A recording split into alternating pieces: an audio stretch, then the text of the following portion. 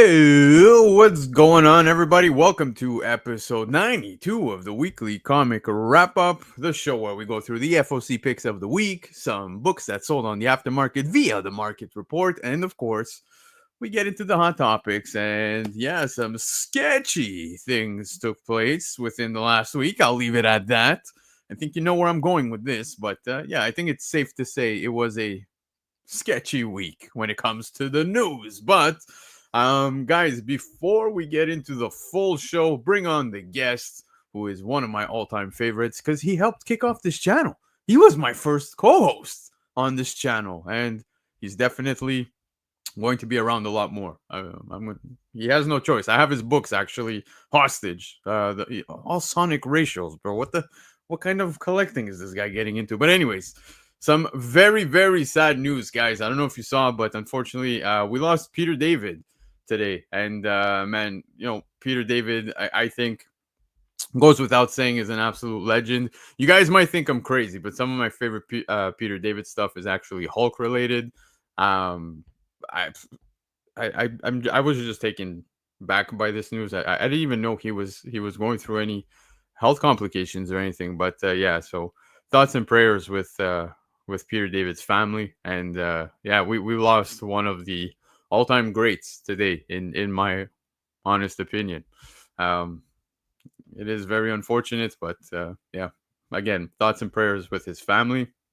But to kick off some comic stuff, and guys, yeah, I see you in the chat, man. Peter David, nothing but love, nothing but love. Comic stuff. Tomorrow night, guys, don't forget, Monday night's Comic Legion goes live at 7 p.m. Eastern Time to bring you guys the new Comic Book Day claim sales, where it is hosted by Left Arrows. You get to hear Chia Pet, unfortunately, here and there. But yeah, man, if you guys want to pick up some books, you're in Canada, United States, anywhere, they'll take care of you guys. They'll ship it out. So don't forget to tune in tomorrow, 7 p.m. Eastern Time, over on their YouTube channel. Now, to give you guys a glimpse of what's coming in the upcoming weeks, I want to show you next week. We've got Laura hopping on. That's right. June 1st, we have Miss Bird City herself, who's going to be coming to hang out. Laura, I apologize. I couldn't find a better picture, so I mean, you got a cropped head. It's okay. Everybody knows how awesome you are, and how just, you tend to bring some fun, some amazing perspectives, and I can't wait to talk with you outside of Covrprice, because yes, you guys see us hang out every week over on Covrprice on Tuesdays, where we go through the top 10s, but finally get to bring her onto this side of town where we get to talk all things comics. So it's going to be a good time. And the following week, guys, we're going to have Michael Schwartz on. Of course, if you don't know him, get to know him. He is the writer of Armored. And yeah, man, it's funny because I got to discover Michael Schwartz prior to Armored because of his Netflix movie called No Malone. And it was just ironic because my kids have watched that movie at least 1,000 times. And thanks to Michael Schwartz for that movie that I know by heart. Yes, nothing but love. But I can't wait to hang out with both of these amazing people. So next week, like I said, we've got Laura, who's going to be hopping on. And then the following week, Michael Schwartz. So good times ahead. Good times ahead. But tonight, we have a very special guest. Like I said, it is the man who helped me kick off this entire channel, guys. I couldn't have done it without him. PACINO. ¿Qué pasó, bro? What's going on, bro? Not much, man. Not much. It was a big weekend. Big weekend. Yeah. You were just upset backstage because Juventus won. Sorry about that. Juventus mad at the bastards. Yes, we our last Champions League spot. We did. But yeah, very controversial. I just wanted to say rest in peace, David. Yeah. Dude, I remember him on that Captain Marvel run. Yeah, dude. For me, style and stuff. That was good too. Yeah, I was saying Hulk, man. Joe Fixit. He did a lot of Hulk. Yeah, dude. Future Imperfect for me is like one of my favorites, bro. Fantastic. Yeah, man. But it is very unfortunate. It's sad. Yeah. Like I said, out of nowhere too, right? I don't. Yeah. I feel like it was because, like I said, I don't know if he was going through anything. I didn't read into what happened or how it happened. So if you guys know, I mean, feel free to let us know in the chat, but I'll definitely check into it afterwards. But Yeah. very sad, man. I saw this just prior to going live. I've been horrible at social media, so I want to apologize to everybody if I take long to respond. Don't take it personal, but man, it was rock and roll this weekend, dude. It was non. Yeah, nonstop. It's been nonstop for a month lately. It's crazy. It's absolutely crazy. That's summer, right? Summer, the kids are starting their stuff, their activities. I have my youngest who started soccer. Of course, I have to coach him. But are you coaching him to be a Juve fan? No. Oh, so Good. yeah. Okay, you have some sense. You got some sense. We'll have this debate after the show, man. But I was just happy to see him enjoying playing soccer. Yeah. That's all I care about. And then my oldest had like swimming courses. We had parties. I went to watch Lilo and Stitch, guys. Okay, I have to talk about this. I know you're probably wondering what the hell. This guy's going to watch Lilo and Stitch. Yeah, what the hell? Dude, these Disney remakes, when brought from animated to live action, have not always been. Most of them have hit than miss, right? For me, it's more misses than hits, bro. I'm gonna be honest with you. But Lilo and Stitch in live action worked, man. It worked. It was good. It was really good, dude. Stitch animated, and it's Stitch, bro. Guy's a mess. He's like one of my kids, but you turned down Formula One that I invited you to for Stitch. You're going to Formula One on the opening, right? The Formula One. Yeah, it's a world premiere in Montreal, actually.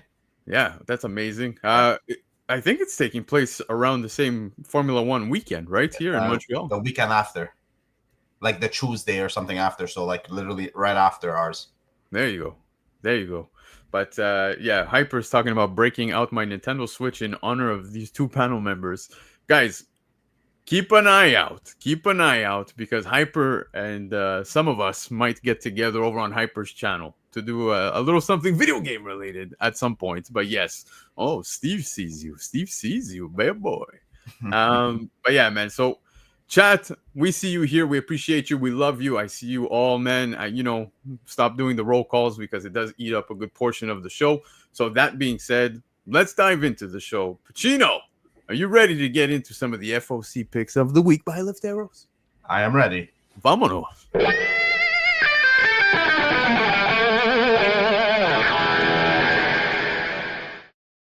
All right, FOC selections of the week for, of course, May 26th. Now, as I said, these are the picks selected by Lefteros. You can support him by going to check him out over on Instagram, and you could also go and visit comicnation.us if you live in the United States. Again, it's comicnation.us. They give you 15% off of the cover price. You get an additional 5% off by using discount code BLACKCROWN. Now, if you're in Canada, go visit Comic Legion. You get 20% off of the cover price already. But if it's your first order, use discount code ENLIST. You get an additional 5, totaling it to 25% off for your first order. So take advantage. Lots of great books on tonight's list. No one's telling you to buy them all. Buy the ones you love, right? But, we got to let the people know. We don't want to be responsible, right? I'm already pissed at this FOC. Why? Tell me why. There was supposed to be Sonic Chasing Shadows on this FOC. And they just delayed it into oblivion again. I think it's like next year now or something crazy. Or June. No, not that far. Come on. No, it's far. Oh, Jesus. Anyways. I threw my phone when I saw it. I can picture you doing that. But anyways, let's kick it off. We'll get into the first one. Now, the first book on the list is Deadpool 15. This is the lowly variant. First appearance and cover of Ito Kurami. Now, character looks pretty cool. Design looks pretty cool.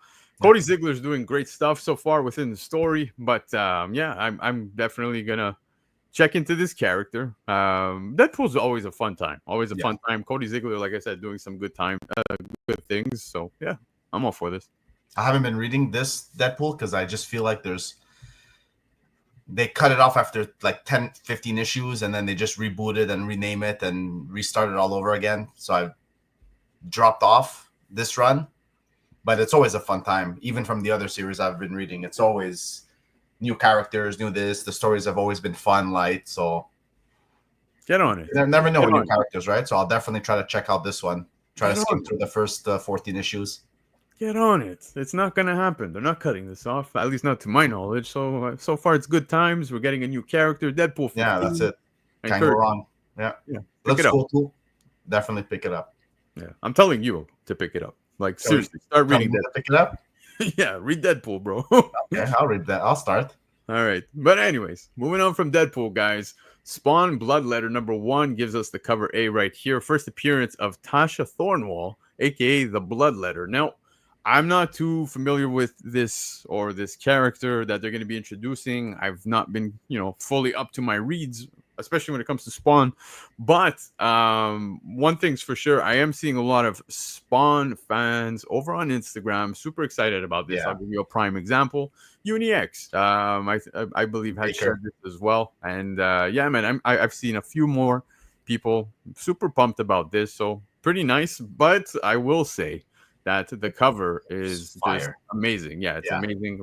Christian Rosado did an amazing job. So I like this beautiful cover. Curious to learn about the character, I guess.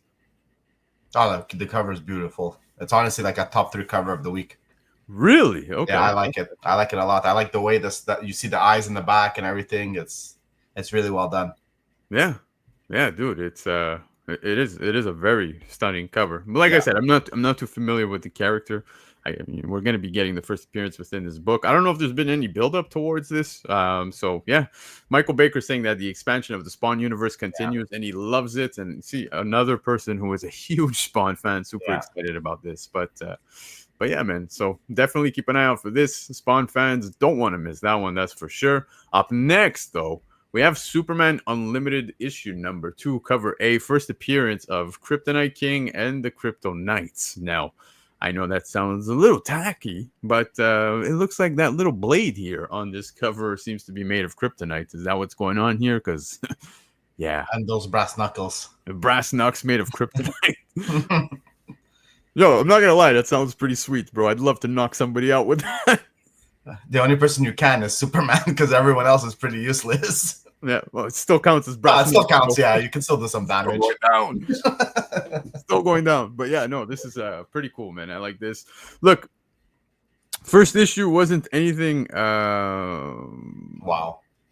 Yeah, exactly. So at this point, Dan Slott doing, Dan Slott things. Not Dan Slott things, but like it's an interesting approach. It felt flat the first issue. I skimmed through it fast. It definitely didn't really. Nothing really jumped out in terms of like me continuing. So yeah, you remember Superman Unchained? Unchained, yeah. Yeah, I felt like it kind of felt like that going into this. It was kind of like, Superman Unchained I was super excited for. And then when we got Superman Unchained, it was kind of like, okay, like here we go. Like it was just, it took me gotten 100 times. Yeah, like at around 5 issues, I kind of gave up. The only one I enjoyed was that. Which one was the one that they did like that crossover where he merged with Batman and stuff? Oh fuck! I'm forgetting the title. At least that one was like light, and they were trying to do like new things. That one was pretty interesting, even though a lot of people didn't think it was crazy. I still enjoyed that one. Why am I blanking on this? But anyways, Superman Unlimited. Yeah. #2, cover A. First appearance of Kryptonite King and the Krypto Knights. Dan Slott, like I said, on this one, so I'm gonna be check it out. Yeah, I'll continue to give it a try, but yeah, I like Dan Slott, so can't go wrong. All right, Ultimate Spider-Man issue 18 though gives us the main cover right here and has the first appearance of Earth 6160's Mr. Negative. Now, I can't stress it enough. Jonathan Hickman, Chicharro. You can't go wrong. Bringing fire. 18 issues. 17, I can confirm, have been home run after home run after home run. Yeah. It doesn't look like they're stopping here because just check this amazing variant that's available as well on FOC. That gives us the first cover appearance of Earth 6160's Mr. Negative. Now, lots of Mr. Negative being pumped as of late because of rumors due to Brand New Day, Spider-Man. So the timing of this kind of feels fitting. I think, where the story's at right now, bringing in Mr. Negative is going to be an amazing time. I love this. Can't wait for this. I'm on board. Totally picking up this cover for sure. Oh, yeah, 100%. This probably might be like if you have one book to FOC this week, probably one of the better ones for sure. Top 3, 100%. Yep. Especially that the story's been so great, and now you're introducing their own version of Mr. Negative, who's even the regular Mr. Negative is badass. Now you're getting like an ultimate version of him. I'm definitely excited to see where this goes. Yeah, Because this can prolong it another, like, who knows, 10 issues. Because Mr. Negative with his gang and all that stuff can cause some damage. That's for sure. I don't think they'll go 10 No, issues. But I don't think so. But I'm saying they could if they really want to drag it out. yeah, but I don't. They're gonna go 4 maybe.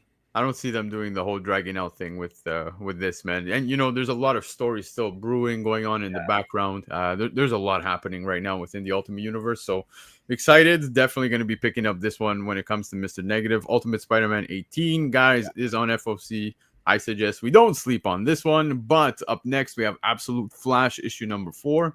This is the cover C, and Clayton Crane's been doing amazing covers for this. I like this cover. Not entirely my favorite cover selection for the week, but if you're a Clayton Crane fan and you're enjoying Absolute Flash like I am, I think this is a good pickup. I think I like this more than his other 2 Crane covers that he did. Really? Yeah. No, I actually like the whole running one. Like the run. That's the first issue. That's why I said the last 2 issues. Yeah, that's fair. That's fair. Yeah. I the like first that. one was great, yeah, when he was running, but this one's not bad. Yeah, Absolute Flash has been fun. I know it's definitely not up there as the top with everything else. I know everybody flocks to the others when it comes to Absolute Batman, Absolute Superman, Absolute Wonder Woman. It's hard to put yourself on that level with those 3. Yeah, but Absolute Flash is very fun. So far, I'm enjoying this. Great take on the character. So really liking this. Now, up next, guys, probably one of my favorite covers that's available this week. We have Fantastic Four #1. This is the Alex Ross variant, and it is a Fantastic Four 49 homage variant. Obviously, in a very interesting take here. I love it because the artwork by Alex Ross, you can't go wrong. Yeah. Dude, he always hits home runs, man. Dude, look at Galactus, man. Yeah. That's that's the selling point on this cover right there. Just the way he drew, like Galactus is. Yeah, I love it, dude. Yeah. I just don't like those timeless variants. I'm gonna say it. I'm not really big on those ones. Nothing wrong with when that. He sticks to his guns and does covers like this, it's the home runs. Yeah, it's so good, man. You got Scott to be real in the chat. Shout out to Scott. Appreciate you being here. But he says he's got the short box with this cover on it. And yeah, that's amazing, dude. Love it, man. It's so good. It's such an amazing cover. Love, love, love. This is an absolute pickup for myself. The Disney one is great too. It's one of the better ones too. Yeah, it is. It's well done.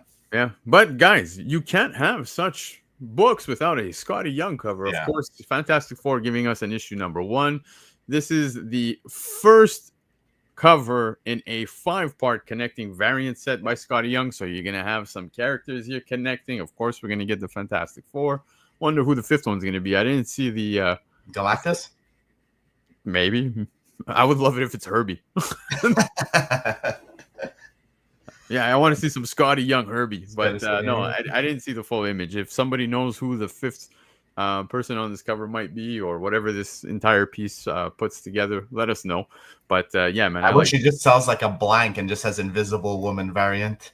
That would be absolutely trash. Don't do this. Don't give ideas like that. Don't give ideas like that.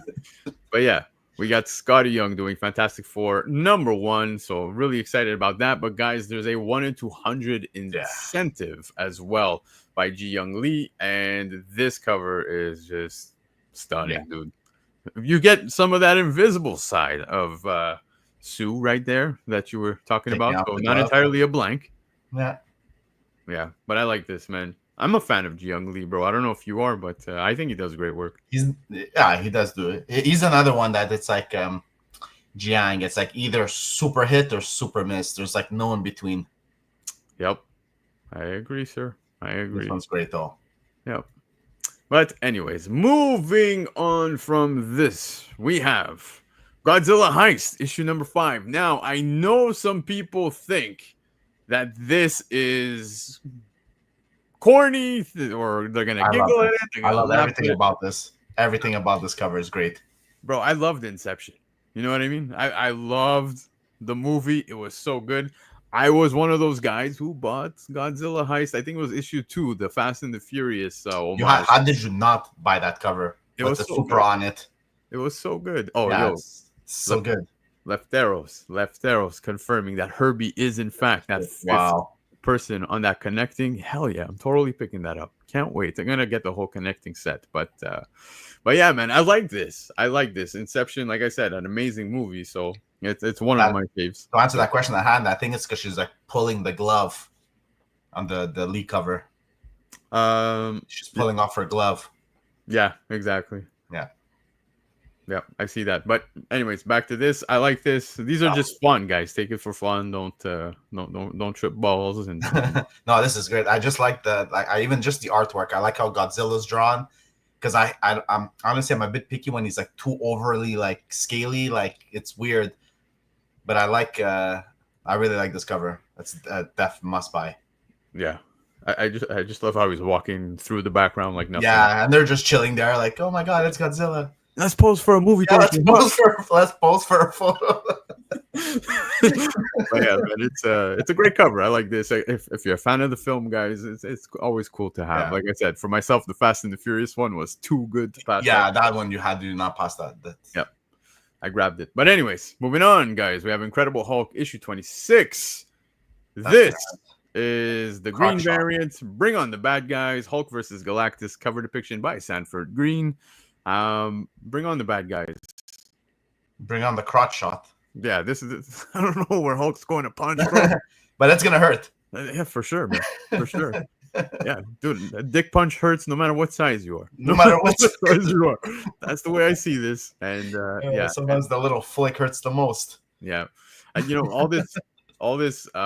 Bring on the bad guys, dude. I'm excited about it. But it's his hand. Oh, you're talking about the Galactus is his hand trying to grab Hulk. Yeah. Could have fooled me. Yeah, I know. It does look like it does look. I don't want to zoom in. I don't want to zoom in because I don't want to be that guy that's exposed for zooming in on someone's crotch. But yeah, okay, it's the hand. That's fair. Yeah, we'll sit down. It does look like a crotch. Yeah, though. It does. Huh? Yeah. See, even Comic Nation saying that teabag cover is iconic. We're not perverts. Guys. I'm just calling it as it looks, man. It kind of looked like that. I didn't see the hand. Yes. Okay. Our minds are in the gutter. Thank you, guys. But anyways, moving on. There you go. Michael Schwartz. Thank you. For him, it's forever a crotch shot. There you go. Perfect. So, yeah. But all right. Let's move on from this one. We've got. Oh, dude, I'm excited about this. You got Crypto Last Dog of Krypton #1. Now, before we talk about this, I want to shout out two people who live in the United States and pulled me a solid love for comics. I love you, bro. And TJ, Travis Millsaps, who, of course, you guys have seen on the show several times. Both locked me down a copy of that Milkbone Crypto Super Knight book, and I'm so happy about that. Happy about that. Yeah. I know Love for Comics said he's gonna actually press it, clean it, send it to CGC for me, so thank you so much. Send you the biscuit to eat too? I don't know, man. I don't know. That's the rule. If you want the book, you have to eat the cookie. Can we still ship food to? It's true. I don't think it will be. Yeah. Are they gonna hit me with tariffs on milk bones, bro? but yeah, man, we'll see. Love for Comics. If you got a dog, bro, feed your dog. Don't worry about it. I appreciate you. You too, TJ. But yeah, man. So Crypto Last Dog of Krypton #1. Here you have not one but two amazing covers. You got the Nguyen variant over on the left-hand side, and then to the right side, you've got that Dan Mora. I love both of these. Dude, the Nguyen one feels like... I was just going to say I love them both, but if I had to choose literally just one, I'd have to go for the Nguyen. Really? Because Comic Nation's saying, y'all, do not sleep on Mora. I love Mora. I'm like the biggest Mora fan. But yeah. I there's something about the Nguyen cover I like so much. I like it so much more. I'm just gonna grab both. I agree. Yeah, well, that's the thing. If you could.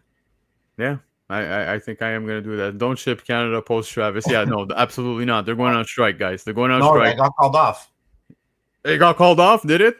I'm pretty sure I read that they were, but they said that they're not working overtime anymore. Yeah, I think Americans must think that we've got issues here because they keep going on strike now. They don't have to think we do have issues. Yeah, we do. Yeah, we've got tons of issues. But Leftero was saying that another fun thing about the Crypto Last Dog of Krypton #1 is that there's no incentives for this. So then pick up both.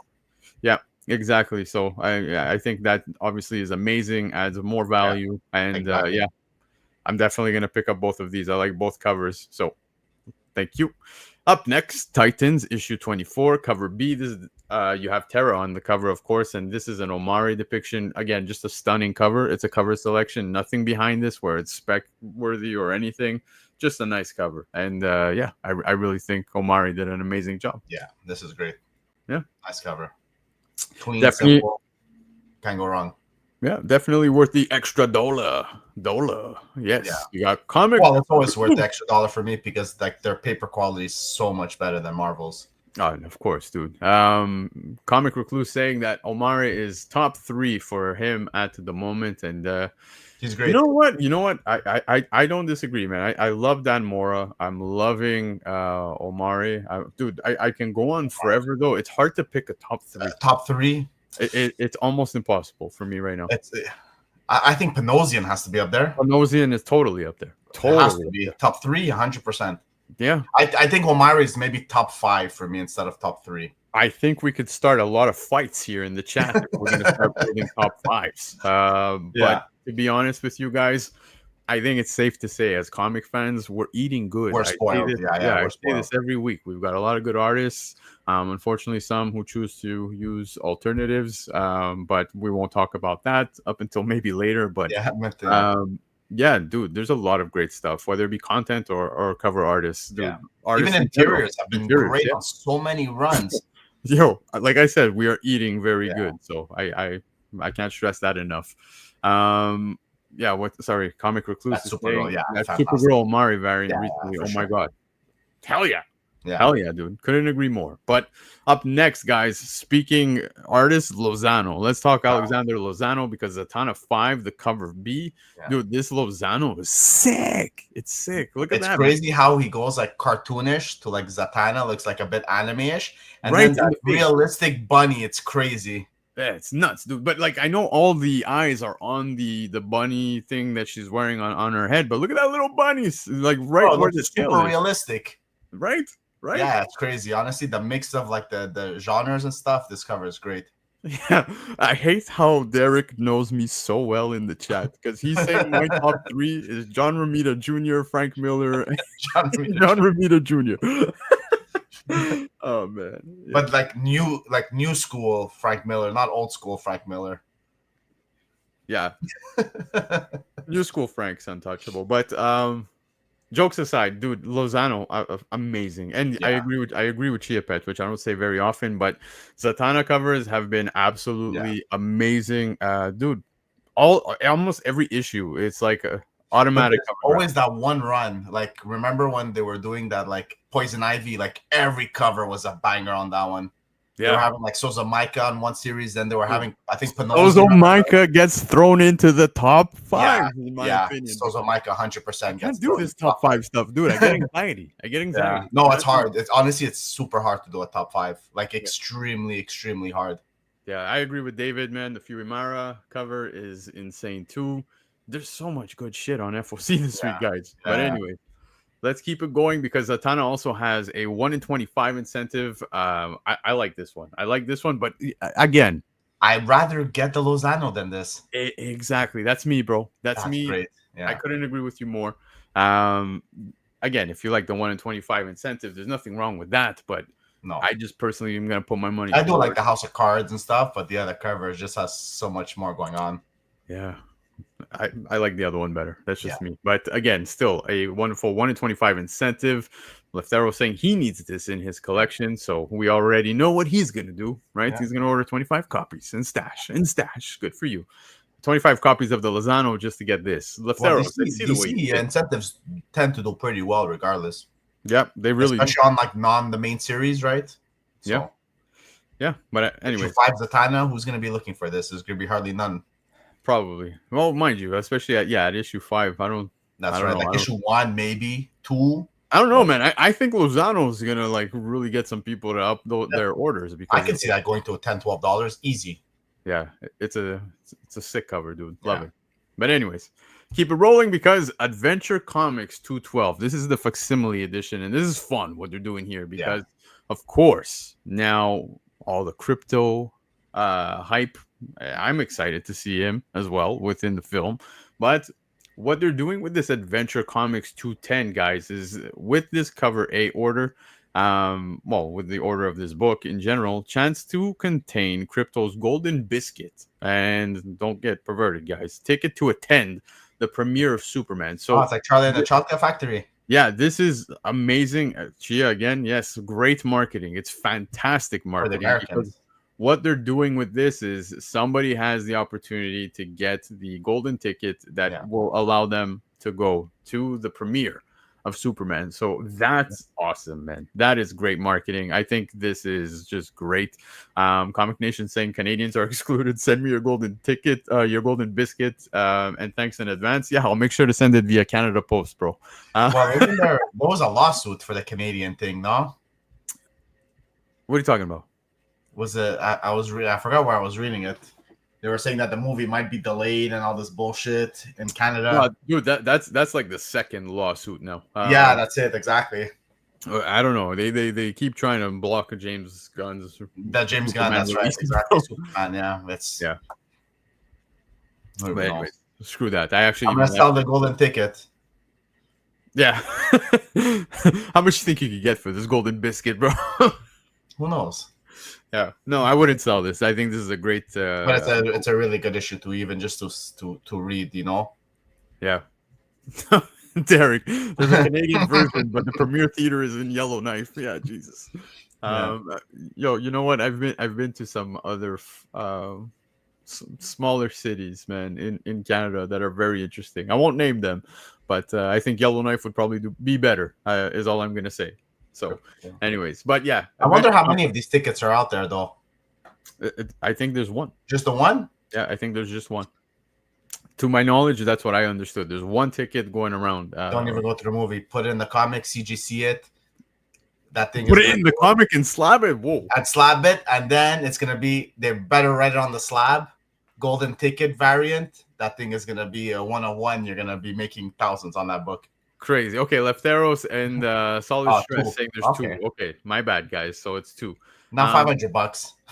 Yeah. Okay, so is it 2 tickets times 2? Because then that would be 4 people. Okay. Yeah. I'm just gonna keep my eye out. Yeah. I'm just gonna keep my eye out for. You're gonna go to the shelf and start opening all of them. You're gonna see the stack. You're gonna Yeah. And Leftero was saying there's gonna be a super slim overprint. Yeah. So, yeah. That's for sure. But anyways, let's keep it rolling because up next, guys, whether you liked it or not only did we get some return here of Gwen Stacy via the first appearance of X31, but Gwenpool #1 is going to a second print. I'm gonna pick it up. I actually enjoyed the read. I'm intrigued. Yeah, I'm intrigued. Yeah. I thought it was cheesy how they said X31, of course, with the EX as ex-girlfriend, but yeah, it was very interesting. Again, we didn't get to see her really until the last like two pages or whatever. Yeah. But yeah, great build-up. Great build-up. Yeah. It was a good read. I know some people say otherwise. It's okay, to each their own. I thought it was enjoyable, and I think it's worth picking up the next issue, and I'm totally going to pick up the second print. I think it was good. Issue 1 was pretty, I would say, above average. It was pretty well done. Yeah, I want more people to hate this and pass on this, because if the character 100%. Hits down the road, I'll have as many second prints as I want. Already, the second print is definitely going to be not many out there. That's for sure. Yeah, but I'm totally going to grab one of these. I think Kevin Scott did a great job out the gate, and I was very skeptical, guys. Very skeptical. I think everybody knows I was very vocal about the fact that they're bringing back Gwen Stacy and how I felt about that. I think we all agree that that's one of the deaths that should never be touched. Yeah, especially the original Gwen Stacy. Yeah. Yeah, but we'll see. We'll see how this pans out. Yeah, we'll see how this pans out, man. But yeah, Mark Robinson in the chat saying, I don't know, man. The first appearance of Gwen Stacy. Well, not entirely, right? It's the original Gwen Stacy coming back as X31. So. Yeah, we'll see. We'll see. Yeah. Comic Recluse saying exactly what I said. I don't want anyone to pre-order a book I spec on. That's the way it goes. That's the way it goes. Exactly. But great pickup, in my opinion. Now, up next, speaking later prints, we've got Spawn, The Curse of Shirley Johnson, #1. You have the first appearance of Belia Fan, the Crimson Seraph. and The Stranger. Now, I didn't read this, didn't pick it up. No, I lied. I I lied. picked it I up. got the Todd McFarlane. Yeah, I got Yeah. the Todd McFarlane cover. I still haven't picked it up and read it because I'm waiting for somebody here in the chat to meet up with me and give me my books. But yeah, that's one of the books headed to a later print as well. So Great cover for a second print too. yeah, I don't think there's anything wrong with this at all, No. man. Yeah, I didn't read the first one, so I can't really say if I enjoyed it or not. yep, yep. Same. I haven't read it as well. But yeah, But from the premise, it does sound pretty interesting. Yeah, interesting. for sure. Yeah. So I'm definitely gonna have to put it higher on my list. JSS Brooklyn's in the house. What's going on, brother? Appreciate you being here. Missed you last week. Happy you're feeling better, man. So thank you for tuning in. But up next, guys, speaking later, Prince. Oh boy, you have to pick this up, guys. Yeah. Exquisite Corpses #1 was a great read. Yeah. I'm telling you, this is automatically feeling like it's written for television. You got a second 100%. print of Exquisite Corpses #1. Now, what is this? You got 12 of the deadliest people in the world competing against one another. Basically, they have to kill each other. They're put within this little town, and what's even more cool is that some of these the polybagged ones, they came with the cards. So each issue is gonna have variant. each issue has a trading card, and I believe this is gonna throughout the issues, once completing all the trading cards, you should be able to play an actual trading card game. So that's going to be pretty interesting. Again, I'm all for this. I'm all for this, man. This is just top notch. The writing was great. The story build was great. Character introductions were great. James Tynion's just doing amazing work with this one. I know we always feel like he's hitting home runs, but dude, for everything he writes is pure TV based, and the last like 4 or 5 series you've read is just like this could be an instant TV show right away. Yeah, exactly. Oh my God, how Canadian of me! Totally forgot it's Memorial Day weekend for all you American folks. So happy Memorial Day weekend! Shows how Canadian we are, right? Well, ours was last week, right? Very true. Very true. Yeah, it was. We had Victoria Day. Victoria Day. Right. Exactly. Chia Pet takes BC to Michelin star restaurant when they do their comic exchanges. Yeah, right. The guy doesn't make any time for me at all. I recommend you pick up 10 of your FOC. If you're FOC. Yeah.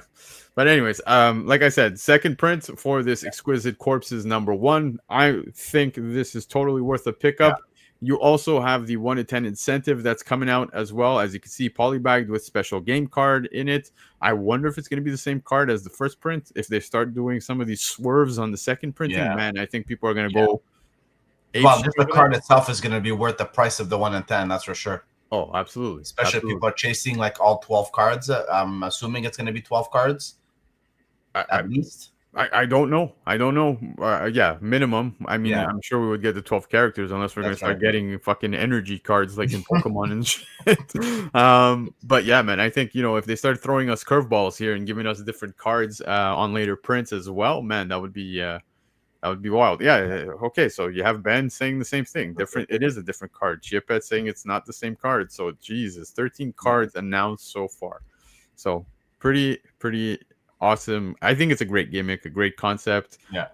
Especially when you read the first issue, guys, and you get towards the end of the book, and you have this tournament bracket of all the characters, and like you can pretty much start working that bracket to see who's gonna win, etc.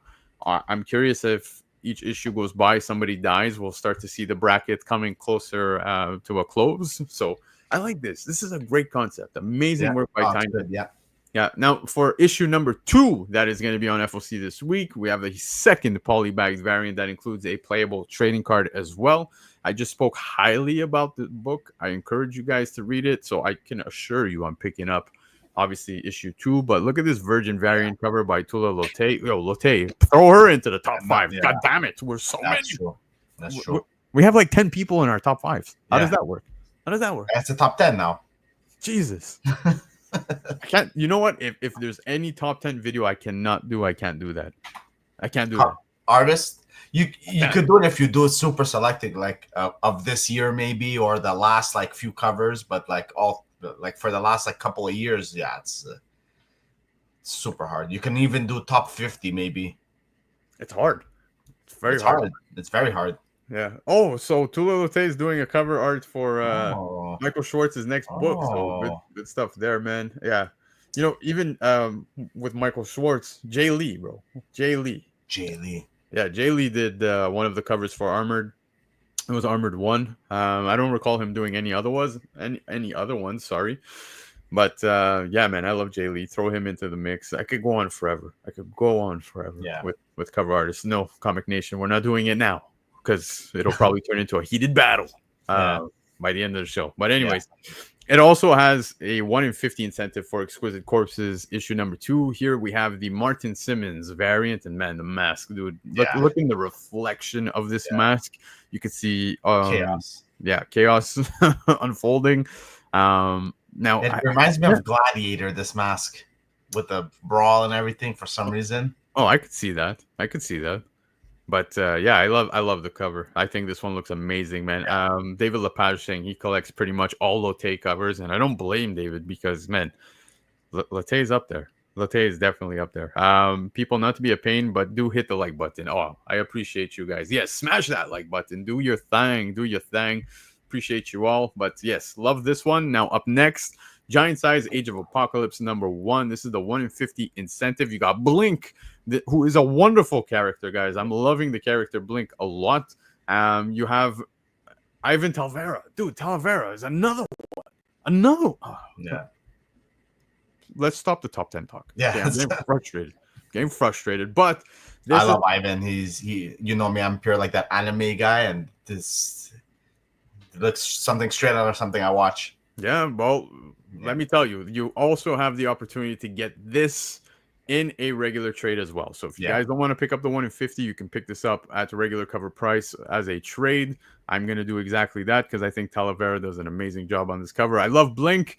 We spoke Gwenpool number 1 going to a second printing, but guys, you also have a 1 in 25 incentive of that Ji Young Lee variant that had come out as the first print. It was a wonderful first print. I like the first print better, to be honest with you. I feel like this is just lazy Marvel doing lazy Marvel things. The cover's great, but it's lazy. Oh yeah, absolutely, man. It's just giving us a different shade. But again, if you're a fan of Gwenpool, I could imagine you're gonna want to pick this up. I hate that they do this. Is what it is. It's like beating a dead horse, guys. It's like beating a dead horse. I'm not even going to get into that anymore because you know how I feel. In fact, if you want, I could continue going shortly after this one. But Invincible Universe Battle Beast issue number 2 gives us a 1 in 100 incentive. That's right. Yeah, Battle Beast cover depiction by Lee Bremio. And here we go. And throw his name into the hat. It's great. This cover is great. Bermeo, man, when he hits, man, so good. This cover. Yeah. I love how he's like kind of in front of the trade, the title. Yeah, exactly. It does so good. So good. No, this is great. Michael Schwartz asking if they're doing blind bags for issue 2. Not to my knowledge. So no, I think that the blind bags craze is pretty much done, but it was amazing to see how many people picked up Battle Beast. So I was actually happy about that. Battle Beast 1 was kind of a hit, right? Yes, it was. It absolutely. But technically, we read issue 2 already, right? Some people who got the advanced copy in their packs. Yeah, you did? I got super lucky with I bought 6. I got all 3 foils, the 1 in 10, the 1 in 25, and the B cover. I have 9 packs that I ordered, 6 via Comic Legion, and I'm just waiting for somebody to meet up with me. Yeah, I see Chia's comment here. I see he's active. He's still alive. That's all that matters. Okay, that's check 1. There is hope to get my books this week, but yeah. So let's see what I pulled, man. I'll probably do a quick video. I saw so many of you guys doing amazing blind pack videos, and I loved watching them. I think everybody did a great job. I feel like my light just got lighter for some reason. I don't know what just happened. Jesus Christ. I could see the light. But anyways, moving on from that, We also have the Star Wars #1, 1 in 25 incentive of Luke Skywalker. Ken Lashley doing amazing work. I love Ken Lashley as well. But again, Marvel doing Marvel things. It's okay. Some people like that. Some people hate it. But I will say the Ken Lashley cover for Star Wars issue #1 was beautiful. It's equally as beautiful in a Virgin. So if you wanted it in a Virgin, you have the opportunity. And speaking of a Virgin cover, Ultimate Spider-Man 16 also goes to a 1 in 25 incentive.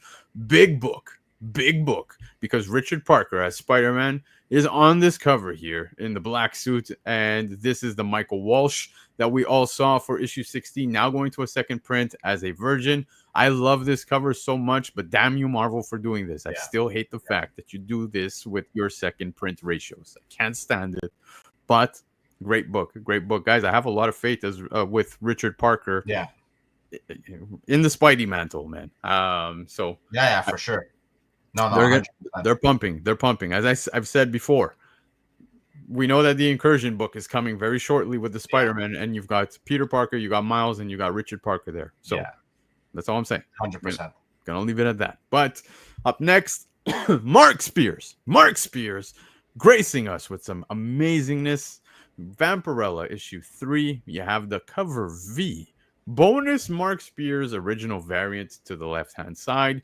And then you have it in a foil. What the hell's a foil? A foil. Now, the foil obviously is going to be a bit more, but from what I understand, the foil on this Vampirella cover is going to have the moon in foil, right? So it's kind of going to... That's a spot foil? It seems that that's what I'm reading online, and... That's great. I think that's a great idea. If they roll with that, man, it's gonna look amazing. Guys, we've pretty much seen Mark Spears do this cover slightly, I guess we could say, like with the same posture and everything, but still, I think it's a great one. You get the full body. I feel like the other one was a little more zoomed in, if I'm not mistaken. I'll try to find it and pull it up, but still, love Mark Spears' work when it comes to Vampirella, especially. I think it's just amazing. This is exactly like a previous Vampirella cover, and Left Arrow's confirming what I just said. So, there JD's starting problems again in the chat. Who's putting Mark Spears in their top 5? He's having a top year at this point, so I think it kind of goes without saying. Is he in my top 5 personally? No, he's not. But I love his covers, but I wouldn't put him in my top 5 either. Yeah, exactly. No hate, by the way. I love this covers. I love this cover. Yeah, very good.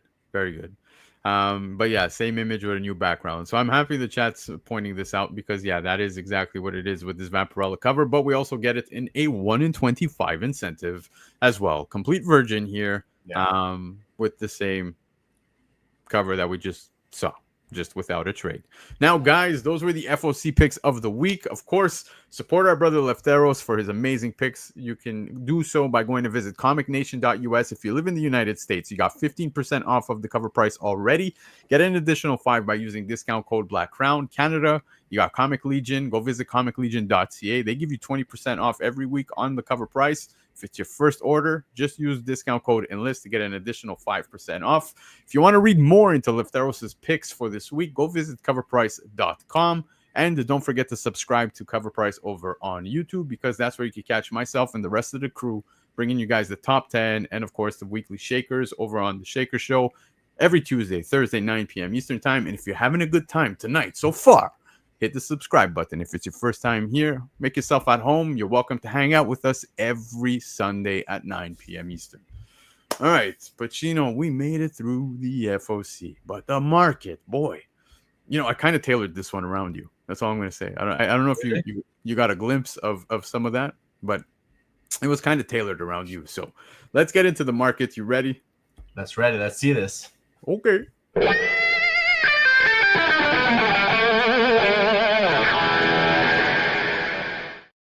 All right, it's time for the market report. What's the market report? Well, I check out everybody's lists or Instagram and all that fun jazz, but, lists like House of Stein, CBSI, Key Collector, Cover Price, Go Collect Sales, eBay, checking out sales over there. But most importantly, guys, the Baker Shakers. Michael Baker, every single day, is hitting me up in DMs with sales that take place within the week. So let's check some of these books that sold. Now, everybody who knows me knows exactly what I've been hunting. If you're following me on Instagram, I'm enjoying some of those Michael Turners. And of course, most importantly, Laura Croft books. And to give you an idea, we just had Tomb Raider, the preview Yeah. from 1999. This is an ash can where we also get a Soul Reaver preview. There's only 3 of these ash cans in a CGC 98 that's on the census, and a CGC 98 just sold for $225 US. First Baker Shaker this week. Yeah, baby. I'd buy this for 225 USD. Better believe it. Better. Yeah. You know what's funny? Soul Reaver is underrated. Let me tell you that. I played the shit out of that game as a kid. Yeah, dude, for sure. Dude, Andy Park's covers are amazing as well. I think a lot of people overlook them, but just amazing. It's because that whole 90s, man, it's so hard to differentiate some artists to others. You know what I mean? Yeah, I guess. A lot of indie series, you know what I mean? There was a lot of work being done too in comics. But, dude, what's interesting about this is this sale, to give you an idea, the CGC 98 at $225 US actually sells more than her first appearance in a CGC 98. Because that's her first appearance is underrated. It is, dude. The Witchblade. Yeah, the Witchblade Lara Croft Tomb Raider books. Just no matter which cover, it kind of seems like, you know, they go for less than this. I still need one. I know you got one recently. I still need one. I got one because of this awesome gentleman right here in the chat, JD. Thank you. Well, I'm so thankful for. Poor guy sent. He just sent 2 magazines and a comic from the United States to Montreal to Laval, Canada, and I don't know. I think he had to remortgage his house. Poor guy. But thank you, JD. You have no idea how much I appreciate that. But guys, Tomb Raider, the preview, which is an ash can from 1999. There's only 3 of these on the census in a 98, and a 98 just sold for $225 US. Now, up next, we have X-Men 205. What a wonderful book. What a wonderful cover. This goes back to 2008. First appearance of Hope Summers. And this cover is done by J. Scott Campbell. Everybody loving some Campbell. I rarely come across anybody who doesn't like Campbell, but especially his older work. Yeah, CGC 98 selling at $220. Second Baker Shaker tonight. Love this book. Love it. Not more than the other one, though. No, that's for sure. Michael Baker is calling this a top 5 Campbell cover. Man, guys, we're starting fights with these top 5 talks tonight. But it is great. Honestly, it is. It's those old school Campbell little covers. Yeah, they're really, really well done. I've never even seen this book. Really? Yeah. Wow. I thought you would have known it. I thought I threw this on here thinking, like I said, tailored it around you. But like I've never seen it in the wild either. That's fair. A lot of these Campbell covers get scooped up right away, even if it's like even a mangled one in the dollar bins, they're gone. Yeah. Well, we're gonna touch on some other J. Scott Campbell covers a little later on these market report type books, but love this book. Think it's a great cover. I like Hope Summers. I know a lot of people feel I don't want to say a lot of people feel indifferent about the character. I think it's a great character, but X-Men 205, first appearance of Hope Summers, covered by J. Scott Campbell, CGC 98, selling at $220 US. Now, up next, this one is pretty interesting because Tales to Astonish 81 has been getting a lot of love on the aftermarket this week. Now, we're going to go back to 1966 with this book, first appearance of Boomerang. And this is all related to Spider-Man Brand New Day spec. Raw VF minus copies selling at $75 US. I caught this on Key Collectors Trending 20. I also caught this on CBSI. I've caught this on multiple lists within the week because, as I said, a lot of speculation related to Spider-Man Brand New Day. Now, we were talking earlier in the show. I think Boomerang would be a great addition to the film. But I kind of would prefer seeing somebody along the lines of Mr. Negative, because Mr. Negative has been in talks as well. Is a bigger character, yeah. Yeah, don't get me wrong. Boomerang. If I'm comparing the two, I'd rather go Mr. Negative for sure. But I still think even if you can get this around the 70 USD for a book from 1966 in that VF, maybe near mint minus, it's not a bad buy. Well, I'm going to be honest. While I was checking some of the previous sales, I did come across Tales to Astonish 81 in, let's say, a CGC 6.5, and it was already slapped in a 6.5, okay. And you've got it at 70 approximately US, 75 US. So, it's you not got terrible. Yeah, you got to weigh out your options. I think patience plays a big factor. I think scooping up, it's hard. Like, this is not a book that like, I would look for on eBay because you can't see it. But in person, if I can get this at a decent price, especially that raws are not like crazy high, book 1966. Yeah, if you have the eye, you can really get a good deal on this book. Yep. David Lepage saying that a movie appearance is a sign to sell, not buy. I don't disagree with you one bit. Yeah, you should have it in the arsenal ready to sell when the announcement comes out. Exactly. But still a good time to buy it up because it's not entirely popped off. Exactly. So, and the first Mr. Negative is still an undervalued book. It's creeping up though. It's had its sales as of late to do it. It's going up. It came back up. Don't forget that book did pop even back when the Spider-Man game had come out, and then even after that, like it was getting a lot of love. Yeah, that's right. The Spider-Man game too. It's true. I remember. I think it was like $25 book for the longest time. Then it shot up to like 40, 50. Yeah. Then it came back down, and now I'm sure it's gone back up. Yeah, it's back up. And it's funny because Hyper's saying that he actually got this Tales to Astonish 81 from a collection he bought. He tried to sell it while cheap, and nobody bid. I claimed that. Yeah. Yeah, I remember claiming too. Yeah, remember you sold it to me for like $10. Yeah, anyway. Exactly. I had $10 stuck in my head too. Yeah, but a raw VF minus of this book sold for $75 US. As I said, was on multiple lists this week. But shout out to Key Collectors Trending 20 because I caught it there first. Now, up next, this is pretty fun, guys. Doctor Strange, Sorcerer Supreme, issue 15, back from 1990. I know you guys are probably wondering why are you even talking about this because the CGC 98 only sold for $127. But regardless of the sale, what's fun about this book is that Marvel actually got sued by Amy Grant over this cover. Now, you're probably wondering why. Well, if you take a look at that girl in the background right there, boom, baby, it's Amy Grant. And that was why, they got sued. Now, if I'm not mistaken, I think Amy Grant is more of like a Christian or whatever type musician. So she was kind of not happy about that, and to put her on Doctor Strange, Sorcerer Supreme kind of fucking settles that case, that's for sure. Yeah, but again, as I was saying, man, like Amy Grant and her people sued Marvel for this back in the day. Now, apparently, they managed to settle it outside of court, as you can see. I'm just gonna put the picture up there again one more time. But yeah, looks like a Mariah Carey cover. It does, dude. I feel like every chick's album at this point in time had that look, 100%. Right? Yeah, 100%. But anyways, Mellow Dope, what's going on, man? Appreciate you being here in the chat. I appreciate all of you guys in the chat, man. Seeing all of you, I always appreciate it. But yeah, man, I thought this was fun. Just put on wild that they did something like this, right? Marvel, just like pure wild. Yeah. So Michael Baker saying that she sued because she didn't want to be associated. Yeah, with of course. So yeah, but anyway, hey guys, I'm not gonna judge anybody. But yeah, pretty funny, pretty funny. Jackson Juice cover. But anyways, Doctor Strange, Sorcerer Supreme, issue 15.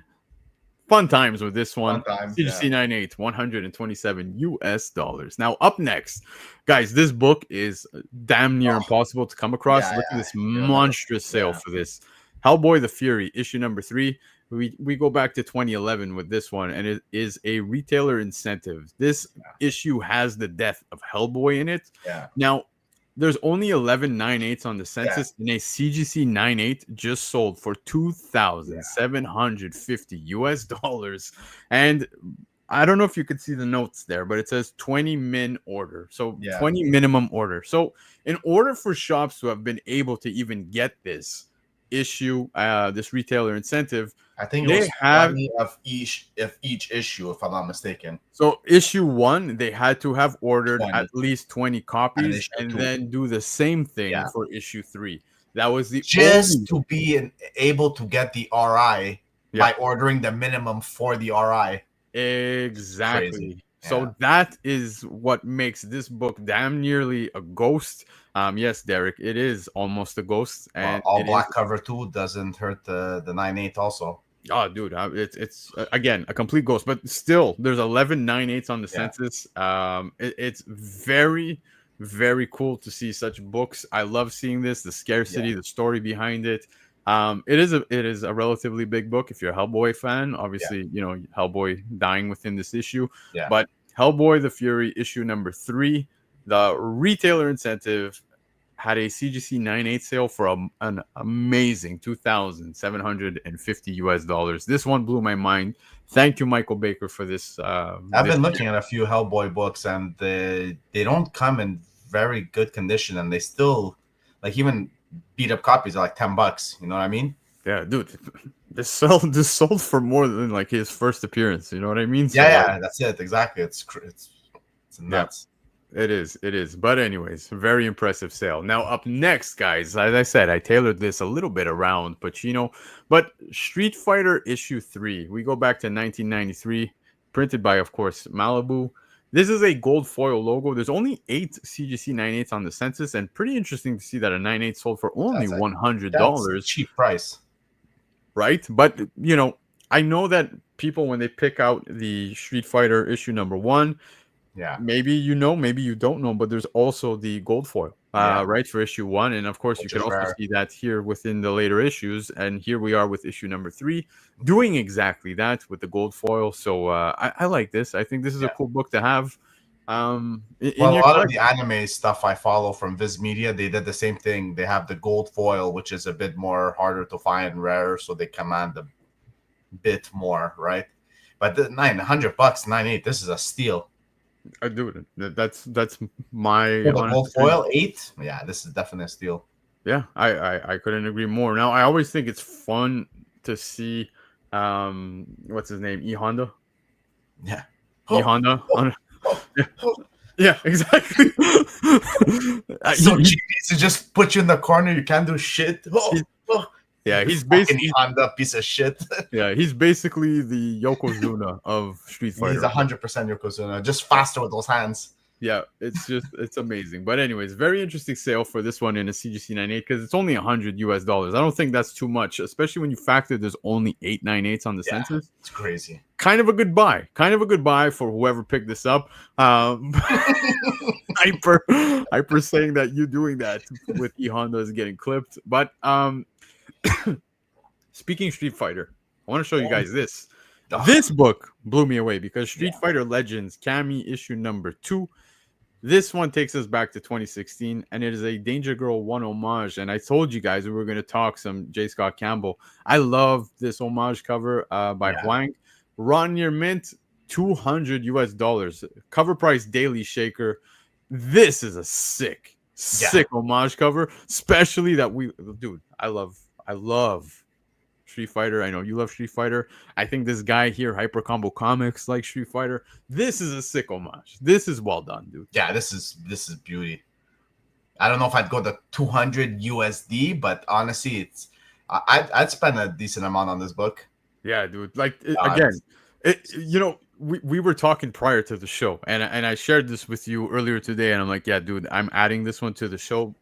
It has to make its way on, and I'm happy I did because I could see a lot of people here, like Armin, saying he's never seen one before, and now he's telling me to go fuck myself because love you, I love you, Armin, but he's a huge Campbell fan either. Yeah, dude, he's a monstrous. Yeah, he loves Campbell. I don't know if I. But he's great too, right, Campbell? I can't say that he's not. Yeah, for sure. But this I hits. think, yeah, I think this is a wonderful homage. You and I were talking, and I'm like, man, you know, it's hard because you're looking at that Raw Near Mint hitting 200 US, and this is a cover price is reporting this as the top sale, right? Because it's the highest sale recorded to date on their website.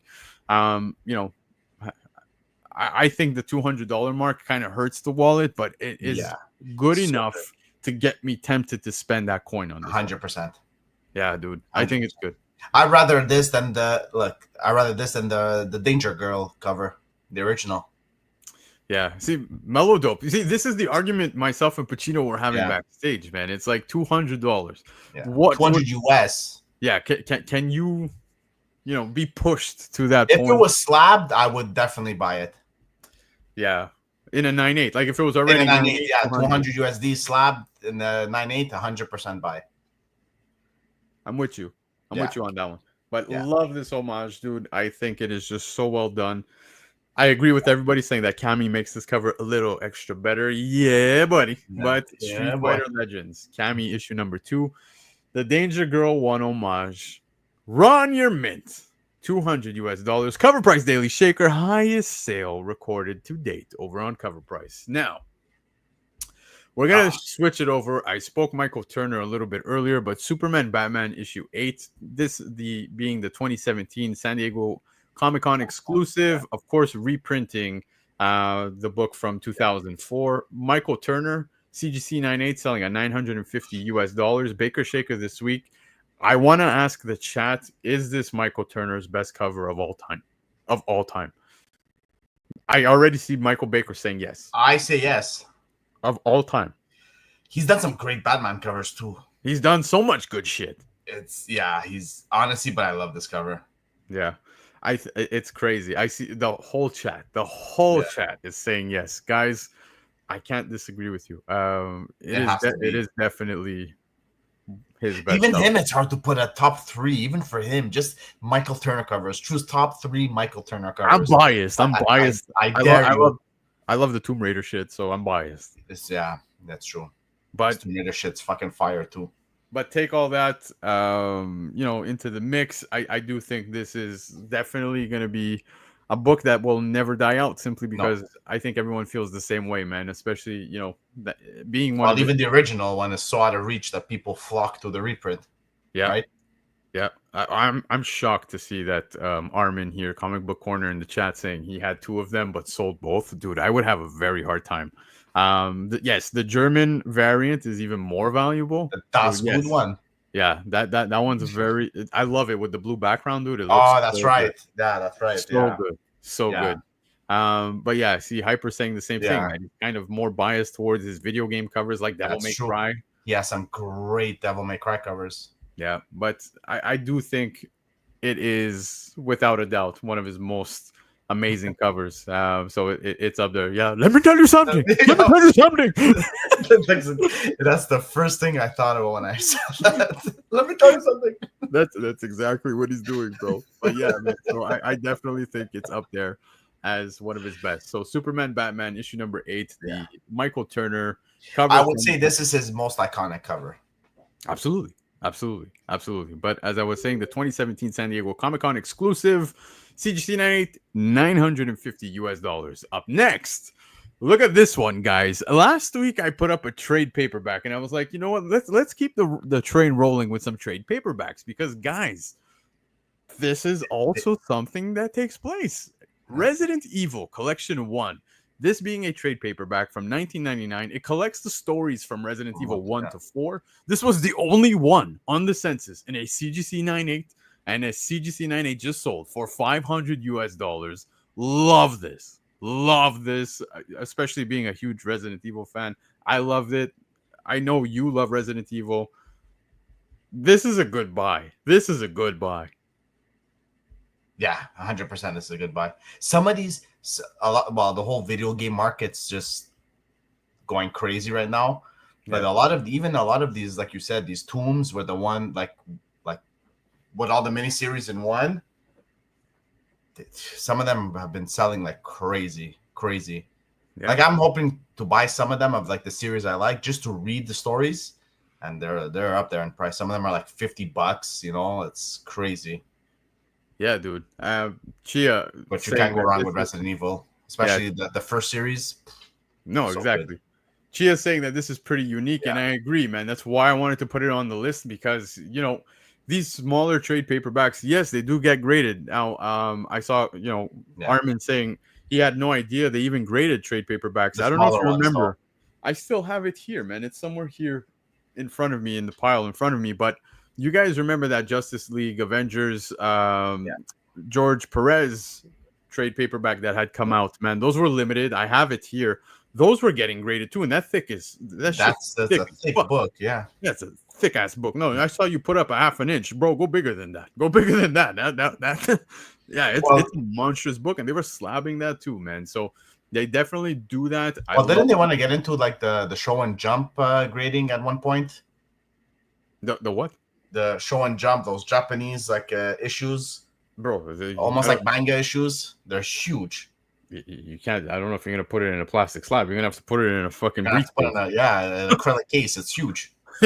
That's monstrous. I don't know if they Yeah. do that, No. but yeah, man, it's really cool. Hyper is saying that he's going to show proof of life with this one, so I'm looking forward to that. He says he paid $30 at an LCS that we know. I already have an idea where he picked it up. Lunchtime breaks for this guy. Go eat something, bro. Go eat something. He came to my house the other day. Guy's looking small as fuck. Come on, go eat. Go eat. But yeah, man, I love this. I'm kidding, Hyper. You look great. Don't worry. I don't want you to have insecurities after this. But Resident Evil Collection 1 from 1999, the trade paperback that collects the stories from Resident Evil 1 to 4. It's the only one on the census, and it's CGC 98, just sold for $500 US. Now, That's next. still not bad though. No, it's I'm not. still thinking about it. 500 US, the only one right now. Yeah, exactly. Let's get into. We were talking some of Michael Turner's best covers, and we just debated if that Superman, Batman issue 8 is his best. Scotty Young, is this his best cover? I know people might say yes, people might say no. I'm curious to see what people are going to say. But Deadpool 45, back from 2015, this is the Run the Jewels homage cover by Scotty Young, and a Ron Your Mint had a monstrous sale for $710 US. This is not graded, guys. This was raw. That's and crazy. David Lepage saying he sold this for $300. Wow. Or raw. I don't know if you're talking Canadian or US, but 710 US ain't fucking chump change. Now, I know a lot of people love this cover because Run the Jewels, who doesn't like them? I enjoy them. But it's crazy to see the coin this is going for on the aftermarket. The amount of love it's getting. It's insane. Absolutely insane. 710 US. Talk to me, Pacino. What do you think about that? It's insane. I would never spend that on this. I think it's one. I don't even know if I can say that it's definitely his most expensive cover, but it's not my favorite Scotty Young cover. It's not his most, but it's up there. Is it iconic? Would you think it's iconic? No. His most iconic? I don't even think it's his most iconic either. No. At all. I even think this book, it just it's crazy. Even it's raw. That's the beauty of it. I hate the fact that they even came out with the Mexican foil one. Yeah, that's true. Yeah, but I think, bro, like I'm figuring this price is like a 9.98 already graded copy. That's why I would command that with the black cover and whatnot. Yeah. But raw 700 U. That's crazy. Now, Jeb does bring up a good point. We talk about this relatively. Black cover, 100%. All black covers, hard to get in a 9.8, especially on this one that it is a rather scarce book. But Armin's saying that it's just a ghost of a book. He's only worked on one copy and got their 9.6 copy for his customer to come back in a 9.8. So Armin, as you can see, doing great work, guys. If you're looking for a presser, a cleaner, or anyone to submit your books to CGC, hit him up. But yeah, that's pretty much what it is. Ozzy saying that he's not even a Deadpool guy and totally wants this in his collection. And I don't blame him. Like I said, I love Run the Jewels. I think it's a great homage. But it's very interesting to see that this one is hitting 710 raw on the aftermarket. This is a big sale, in my opinion. Yeah, look at that. 9.8 goes for more than 2K. Holy shit. I still think the What If book is nicer than this one. Yeah. So I think that's my favorite Scotty Young cover. Really? The What If? It's a good pick. 100%. I would think it's my favorite one. Yeah.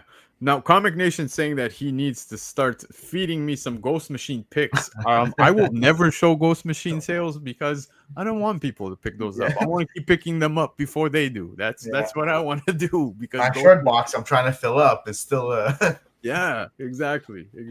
But yeah, Deadpool 45, the Run the Jewels homage cover by Scotty Young in a raw near mint sold for $710. Now, this is another astounding sale. Yes, pun intended, but the Astounding Wolfman issue 16, back from 2009. This is the 1 in 25 ratio by Dale. Is it Keown? Yeah, I think it's Keown. Yeah. Raw sold for $1,500 US. It's a Baker Shaker this week. This book is a complete ghost. Crazy. Damn near impossible to come across. Yeah, This is a monstrous sale. You had Kirkman on this. Now, I didn't read The Astounding Wolfman, but it is, again, a ghost, and I mean complete ghost of a book. Almost impossible to come across. And when a sale does take place, it tends to be pretty monstrous. Now, before this, the sales were lower than this. This is what I think might be one of the biggest sales related to this book, because 1,500 US is very impressive coin for this 1 in 25 ratio, guys. Yeah, that's why.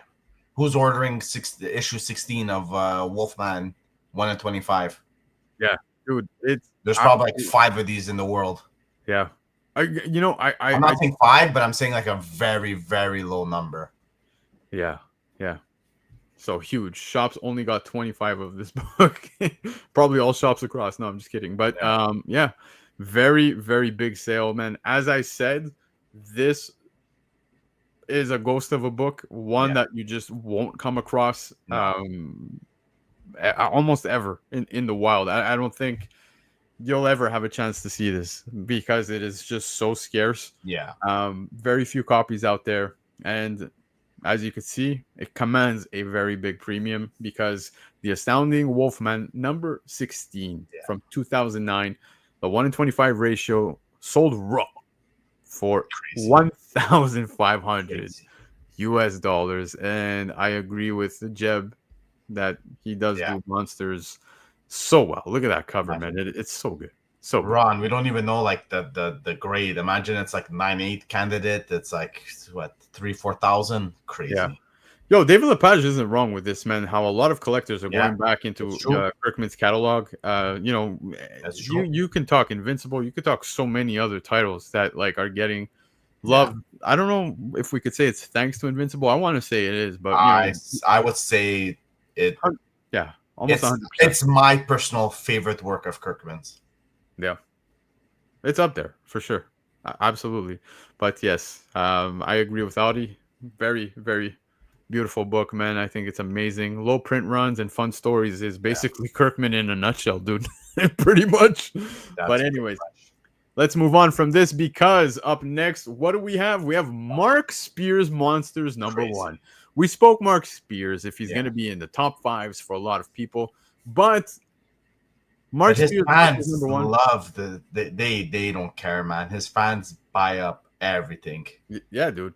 You go back to just last year, 2024, the Star Wars homage metal cover, limited to 10 copies. Yeah. A raw just sold for $1,000 US. It was a Covrprice daily shaker. This is insanely high in a sale, in my opinion. But again, I get it. It's limited to only 10. People loving Mark Spears and what he's doing. I think when it comes to scarcity, it doesn't get more scarce than that. You got 10 copies, guys. It's limited. This is like if you go back a few years back and you do like the Momoko craze, right? Where everyone, like, she would have done something like this. It would have sold for $1,000 either way. So yeah, exactly, man. They have their fans and they love it.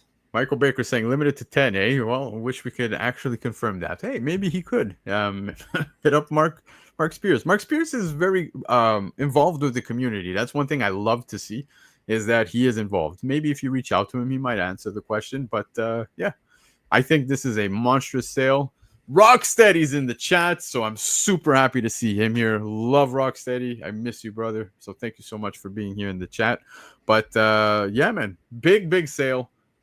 Mark Spears Monsters number 1, the Star Wars homage metal cover, limited to 10, sold in a raw, not a slab, for $1,000 US. Covrprice daily shaker, biggest sale to date recorded over on Covrprice. Now, guys, hang tight, because that was the market report, but we are now going to dive into the hot topics tonight, and of course, it always tends to get spicy, and I could assure you, well, it's going to get spicy because some sketchy shit took place this week. So, Pacino, for the last time tonight, are you ready, sir? Let's do it. Vamos.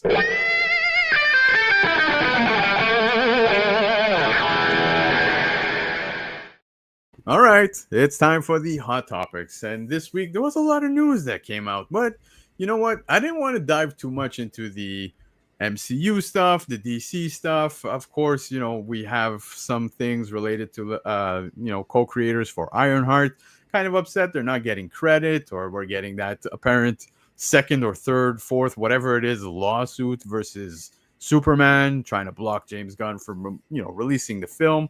You've seen some of that stuff, right? But I want to talk about some of the more crazy shit that's taking place this week because it was a spicy one. But before we get into it, let's give it to you a little easy, because Frank Castle is back, guys. That's right. This September, man, we're going to be getting Frank Castle back after the controversial change that he got to his logo. People didn't like it. They were pissed off about it. Guys, you have to understand the main reason behind that. Marvel was getting a lot of heat, man. In the real world, I love what they did with Daredevil Born Again, because they actually pretty much involved what was happening in the real world. You saw how, the cops, the gangs, people using the logo for the wrong reasons.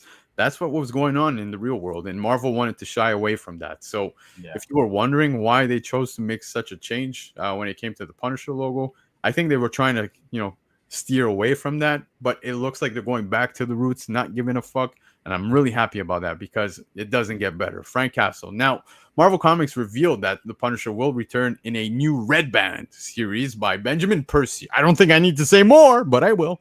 And you're going to get Julius Otha. Punisher is resurrected and back in his classic costume. Okay. September 10 is when we're going to be getting it. Dad's birthday. I'm going to buy my dad a copy. That's what I'm going to do. The first issue sports a main cover by Marco Cicchetto, who I think Cicchetto is having a phenomenal run with everything he's been doing, touching, etc. But I'm just happy to see Frank coming back. Now, apparently his memory is going to be completely wiped. He's coming back kind of wondering what the fuck is going on type thing. I guess that's why he's pissed as shit, right? So I'm excited, dude. Red Band. Do it. Let's go, baby. Let's go. We're getting our Punisher back. Yeah, we're getting our Savage. We're bringing back that old school. I don't give a fuck. Just mayhem everywhere around him. Yeah. This is going to be great. This is going to be fantastic, man. Yeah. Pretty much everything I just said touches on why I'm excited. You have a great creative team, as Shiapet is saying here as well. The Red Band, as you could see just within the slide here, the middle picture. Man, look at his face all bloody and shit. I can't wait to see what they have censored here. Probably heads blown off with, his guns. Marco Cicchetto, too, doing the main covers. Talk to me, baby. Talk to me. That's what I like to hear, man. That's what I like to hear. That's right. I know Seven Magic is pumped as shit that Frank Castle is back. Got Armin in the chat. Got everybody really excited. So I'm excited to see the excitement is back when it comes to Punisher, because, it was taken a certain way when he did get the logo change and he was involved leading the hand, etc. It still wasn't bad. I enjoyed it. It was enjoyable. It was enjoyable. But I understand take on the Punisher, because Punisher's very, I wouldn't say cookie cutter, but it's like can't really brand them out, right? I guess, like I said, I understand why Marvel pivoted. Because it when you factor what was going on in the real world, I get for sure. But at the same time, if people want to be stupid, I mean, stick to your guns. Literally, it's not what your intent was. It was not what your intent was, Marvel. So I appreciated the pivot, but at the same time, I'm just happy. Bring it back, So let's go, baby. I'm all in. Now, I don't know if you guys saw this Street Fighter casting rumors, but apparently Jason Momoa and Roman fucking Reigns are in talks to star in the live action Street Fighter movie. Now, that is pretty fun to hear. I a lot of conversation going back and forth on who these characters might be portraying within Street Fighter. I'm just happy that we're getting some Street Fighter news, because, we look back at Jean-Claude Van Damme's movie, sure, whatever. But check this out, man. I came across some fan castings, and here you have Michael Baker saying Momoa is going to play Blanca. Damn right he is. Look at that. Look how good that looks. Now, Roman Reigns as Akuma, dude, I don't know, man. I like it. I see it. I see it. But you and I were talking also Yeah. backstage, man. I feel like Akuma needs to look a little bit older. But if they're going with younger, I'm cool with it. I'm cool with it. Yeah, that's exactly what I was playing it too. Like I'm so used to that older Akuma, right, with the white hair and Yeah. Jack. But hey, they can go either way. They can go Street Fighter before we knew them as Street Fighter, right? Where we get a young version of Akuma. So Yeah. it's not terrible. Gee, I am not a notorious Roman Reigns hater. I acknowledge the tribal chief. I acknowledge. But we knew this was coming, guys. He's gonna be shying away from wrestling and dipping into movies. If he ends up casted as in Street Fighter, I'm all for this. And you know, Chia Pet is talking about Cody Rhodes, and he makes fun of me all the time for liking Cody Rhodes. Well, brace yourself because Cody Rhodes could be casted too. Look at that. Look at that. That's great. Honestly, that's actually great. American. An American character. Let's go. Let's go. The American Nightmare. The American Nightmare. There you go. Look, Comic Recluse. I love it, man. Thank you for backing me up because yeah, Chia Pet absolutely hates Cody Rhodes. So this is hilarious. I love this. I think it looks great. But anyways, man. Yeah, Dan Delatorre's in the chat. What's up, Dan? Nice seeing you here. He's saying great to see Pacino on the panel. So yeah. Street Fighter, guys.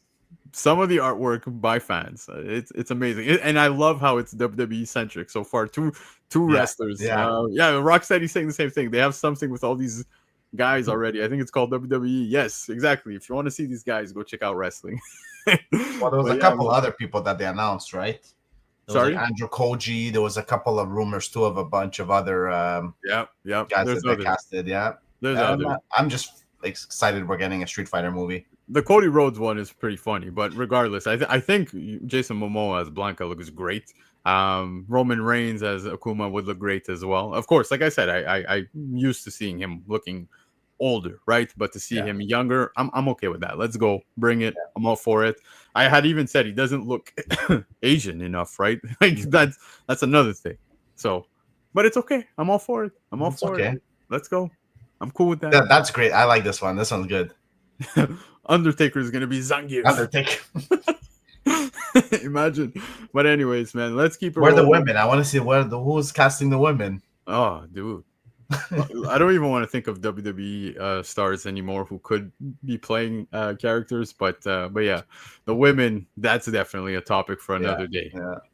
Very important casting. But anyways, guys, I don't know if you saw this, but Avengers Doomsday has been delayed from May 1st, 2026 to December 18, 2026. Now, that causes a little bit more delays here. You've got Doomsday, as I said, that's coming out December 18, 2026, but Avengers Secret Wars is also coming out December 17, 2027. So, looks like we're getting some Christmas releases.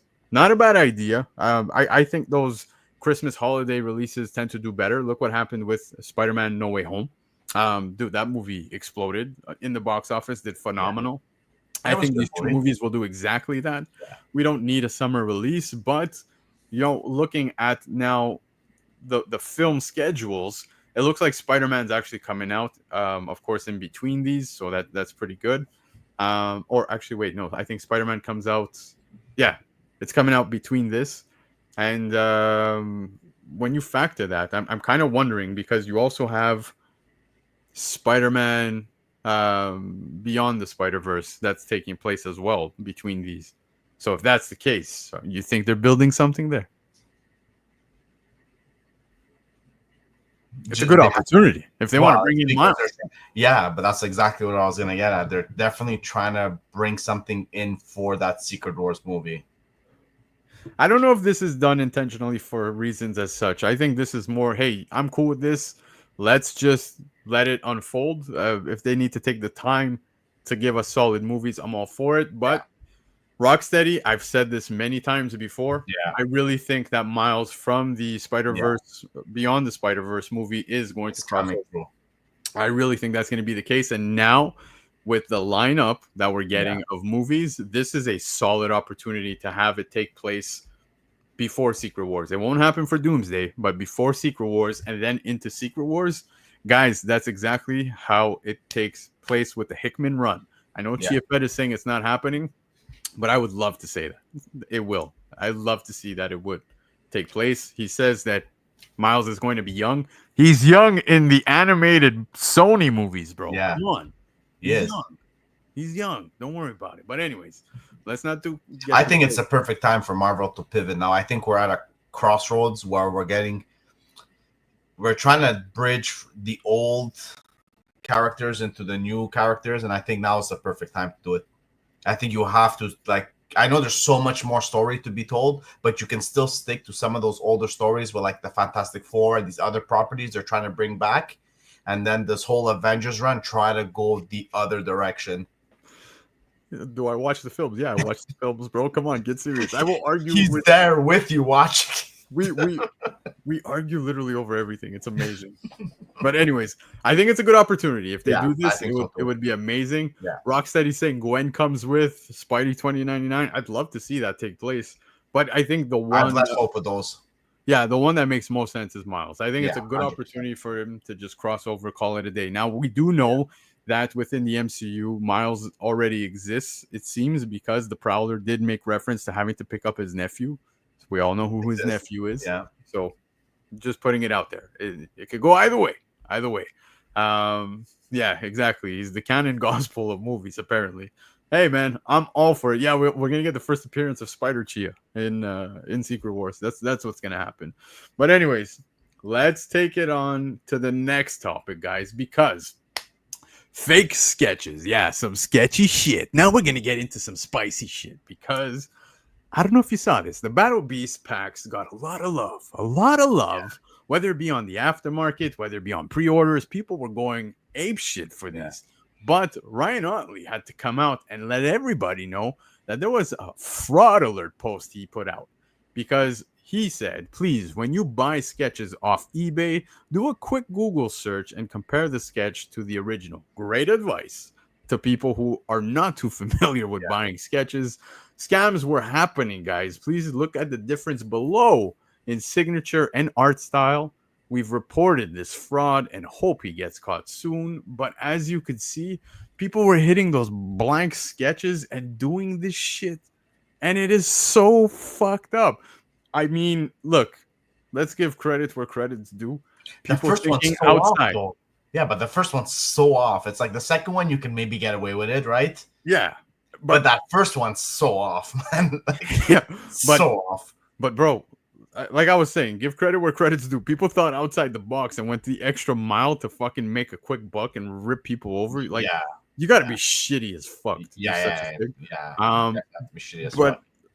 Like, you know, you need a Hulk punch in the crotch. That's it was mind blowing to see this even take place, because people, like I said, somebody went the extra mile to rip somebody off, and this is the most shittiest thing I've ever seen. It's up there. It's definitely up there, because, like I said, you know, you had these sketches coming in as the ratios, and people were trying to catch these, right? They were trying to catch these within their packs. Those who weren't able to did flock to the aftermarket, try to land one, and some asshole on the aftermarket sketching fucking poorly on some of these blanks. That's terrible. That's absolutely terrible. Yeah,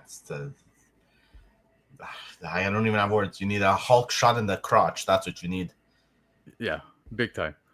Like, I don't know, man. Again, I'll give credit where credit's due. Whoever's, you know, doodling these things, tracing these things, whatever it may be, not bad. You tried. But, like I can say, like that bottom one, like, okay, you know, like it's close enough, but that first one, man, is so badly done. Yeah, it looks so terrible. Bad. It's terrible. Yeah, but I do agree with, you know, Ryan Otley saying, you know, do, you know, some homework here, guys. Like, especially if you're not too familiar with buying sketches, check, compare. You know what I mean? Look at these things. Be cautious before doing this, because it would suck to be, you know, spending that money for this. Yeah, and you get screwed over like that. It's absolutely terrible. Shout out to Lady Fantastic who just made her way into the chat right as we're starting to get spicy with some of our topics. But yeah, man, this was mind blowing to see. I literally was scrolling on my phone and saw somebody post this, and I'm like, you got to be kidding me. Yeah. Like, did somebody really go to this extent to do that? But yeah, Sadly, it's in every hobby. yeah, be vigilant. Be vigilant. It is what it is. All right, let's get into it. This is going to be a big one, guys. So we're going to talk about this for a little bit of time. So buckle up. But what's old is new again. Apparently, I don't know if you guys saw this. I'm sure majority have. But a Fan Expo Dallas exclusive that was going to be dropping seemed to be reusing art and also using AI. John Gallagher putting together this cover for Fan Expo Dallas and clearly reusing the art that was found on this box. I believe it was for a toy or whatever. Yeah, toy. Yeah. As you can see, on the right hand side. Now, I saw somebody post this I think it was on Facebook first. That's where I had seen it. It was the CBSI Facebook group page, and people were talking about this. And I saw many other people. Dude, the floodgates opened up. Like Instagram absolutely exploded. Now, I do want to say one thing. I know that some people got caught in the crosshairs with this one, and by who of course I'm referring to Bird City, who honestly has nothing to do with this decision that was made. So right. I want to prop. He's just selling books, right? I want to props Anthony and of course Laura for doing the right thing when they heard this news and figured it out. They immediately pulled the book. But this isn't about them, and this isn't about just John Gallagher. The conversation is going to extend into multiple things. But to begin with, I do think this was shitty. I think it sucks. Yeah. It's not the first time where we see some of these things take place, where we see reused art. I personally am not a fan of AI stuff. I am not a fan of such covers. I thought that the cover did look good, but I had no idea that this was done for something else. Yeah, I had no idea. So when somebody brought this to light, I was like, wow, that's that's pretty interesting to see. Now, I don't know John Gallagher. I don't follow John Gallagher. I don't know him personally, but I do think it's kind of shitty. I'm just gonna call a spade here. I'm curious to know, what did you think seeing this? Because like I said, the conversation is going to extend. We're going to go into multiple things. But just the art. What's your thoughts? The art's not terrible. I'm not into a lot of these like 3D animated kind of artwork. I told you I'm more of like a manga guy, so I like dark lines. I like anime style artwork. But this is a pure ripoff on it. This is literally press the F something key and it just flips it on the other side. It's the same thing, just flipped over the other way.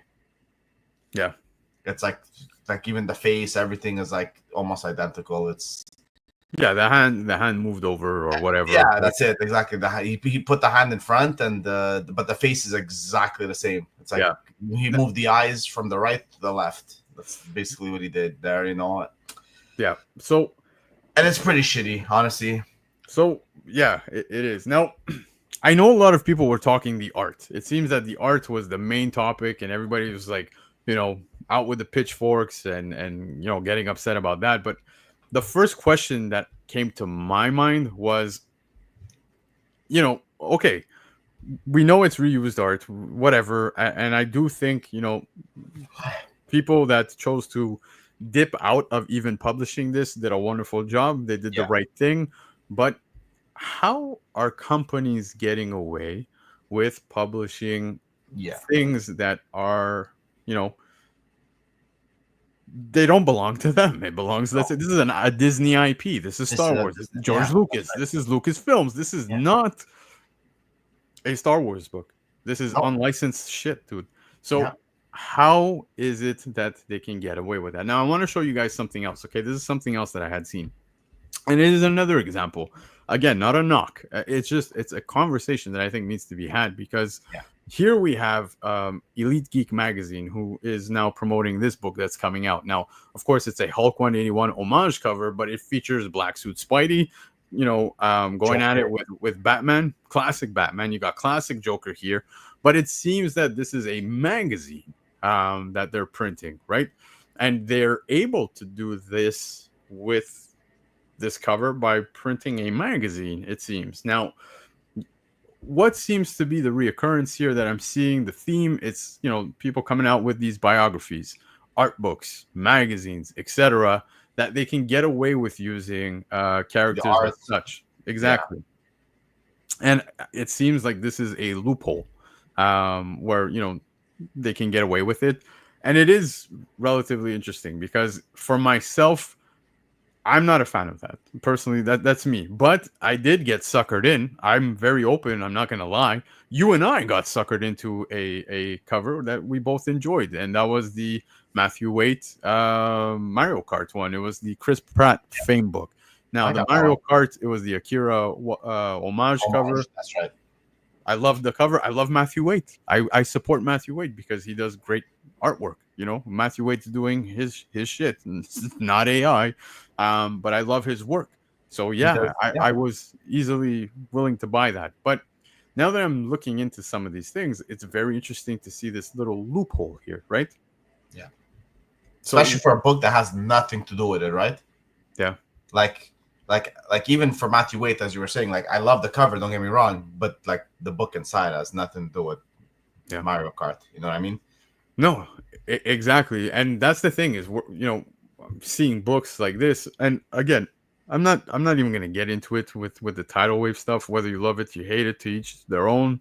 um but for me, it kind of it is kind of hard to see these covers being used in this way. It seems like it's a loophole, and Yeah.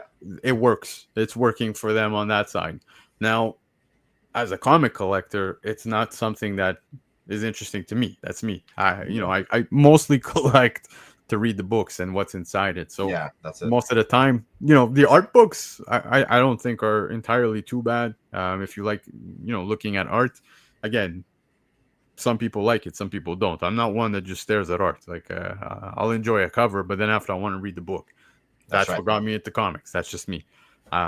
Maybe other people, it's different things, but it does seem relatively interesting that people can get away with using IP characters, whether it be Spider-Man, Batman, Joker, Darth Maul, Star Wars characters. It could be literally anybody. Yeah. By doing this stuff, and Anyone, there's bigger IPs than that. There's Pokemon, there's Nintendo, there's all kinds of stuff that you can hit out, right? So I really don't know how they get away with, like, especially like, let's say, like, to bring up Nintendo. They're huge. They take down ROMs every day. They take down people making like taking their games and making it their own. Like I've seen people make like Team Rocket, like Game Boy Advance game files, yeah, and they yeah. take that shit down right away. They spend, I don't even want to know what they spend on lawyers on a weekly basis. But then it comes to like the magazine stuff, and it's just I don't know if there's anything they can do. I don't either, and it's kind of interesting because I've seen people saying, maybe they need to start suing, start going after these people. But Nintendo sues for everything. You sneeze, they snooze. You sneeze, you go Pikachu. The snooze, there's your lawsuit. You know what I mean? Yep. But it's crazy. There must be something that like we don't know about, that like something in like the licensing or something that's like you said, you put an ad in your book and then you're free. It's free reign to use whatever you want to use. So Yeah. Now, Leftero saying Disney literally paid billions for the rights to produce books and other media with characters like that's Darth right. Maul and countless others on them. And that's the thing, is these big companies are paying the coin to do that. And then there seems to be either a loophole, or maybe they're not even aware. I would like to think they're aware that this is what's going on. They have to be, right? I would think so. But it's just absolutely mind blowing. I'm with Audi as well, saying Yeah. he's old school. You know, I want drawing and inks done like it's supposed to be, no AI stuff. Same. I'm not really a big fan. But then they do a lot of shit with. I'm sorry to cut you off, but like they do like the same cover, but you see like it'll be like a color splash. Okay, this one's limited to 50. Then they'll splash a blue color splash. Okay, this one's limited to 10. And then there's like, oh, here's a chrome one. Okay, limited to 5. You know, and then like it just seems like a money grab at this point, right? Where they're just trying to Yeah, inflate the numbers, inflate the sales. It's like if you watch this documentary on YouTube about limited run games, yeah, go check that out. You'll yeah, see like a lot of this the shady stuff that goes on between these companies, right? yeah. Now, you know, Lefteros brings up a good point. Michael Schwartz was here in the chat. He's going to be here on the show June 7th, and he's saying, look at all the cool characters Michael Schwartz has introduced. How would you feel if people started printing out and selling books with those 100%. characters on them without asking him or paying him? And that's the thing. 100%. You know, 100%. Armored, No Malone, the movie he did over on Netflix. If people would just steal these Hey, characters, I'm looking to do a cover with your book. I love your character. Can you sign off on it, or I'll give you a royalty? I'll give you whatever it is, right? On every issue I sell. That's all it takes. Exactly, man. So it's Who would win, Spidey or Batman? That's the better question. Ozzy starting more fights over here. But you know, I think that's what it boils down to. Look, I'll be fully transparent with you guys. I sometimes think about writing a comic, right? I have an idea that I want to roll with, to be very transparent with you guys. And I think it would suck if I came up with all this stuff and then somebody's just bypassing whatever system and doing that. I really think it does suck.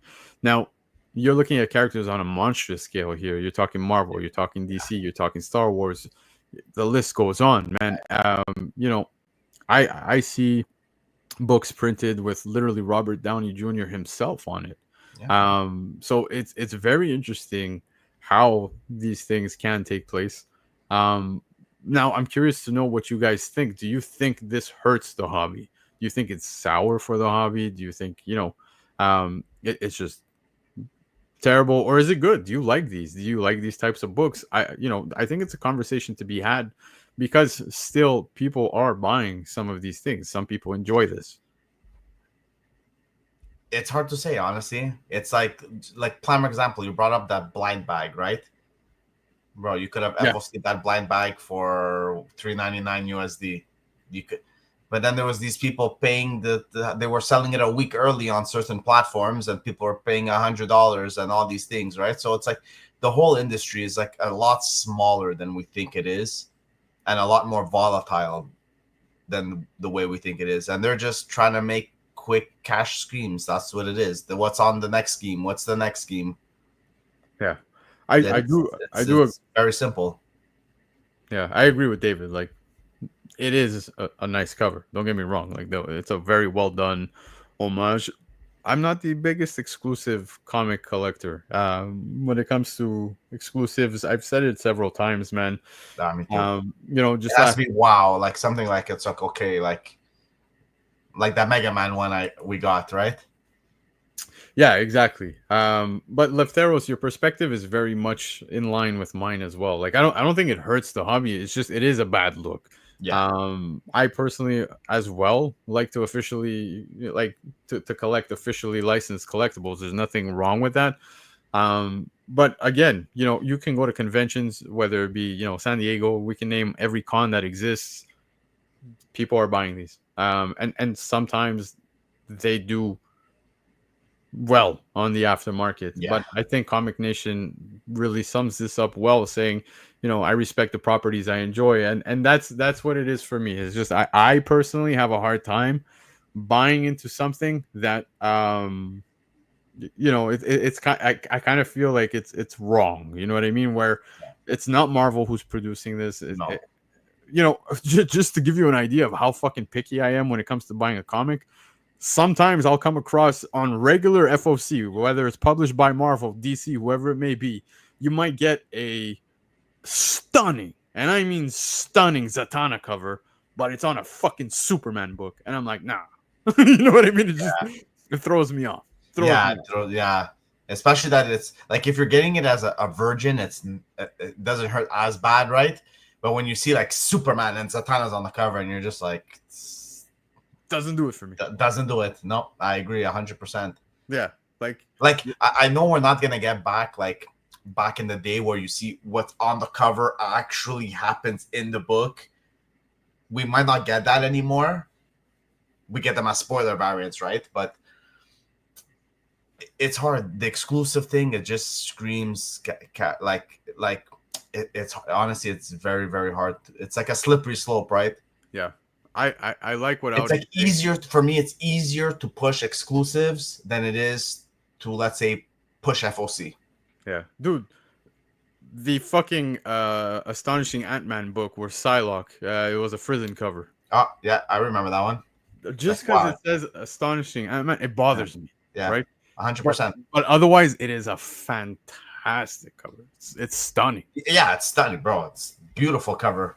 But I'm just a picky bitch, and that's okay, guys. No, that's okay. You can do what you want. But like I said, like it's hard with the exclusives. It's very hard. I'm very, very limited. I think I picked up like 2 last year if I'm lucky. And it's like, for me, I feel like it's like just quick money scheme. That's why you see some of these guys selling them at like buy 1 get 10 free. You know what I mean? It's like that's how much money they make with this shit. Like if you really love this hobby, sell FOC books. Tell readers about the fucking shit inside the book. You know, tell people what's gonna happen in the next couple of issues. You know, that's how you get people into the hobby, right? Yeah, exactly. And I think Chiapet pretty much says it very well here. As long as the customer isn't lied to, the shops are fine. That makes sense. Again, he doesn't buy them. I don't buy them. And there's nothing. But that's totally fair. People could spend money on any way they want, right? Whether I think it's right or wrong doesn't make a difference. Exactly.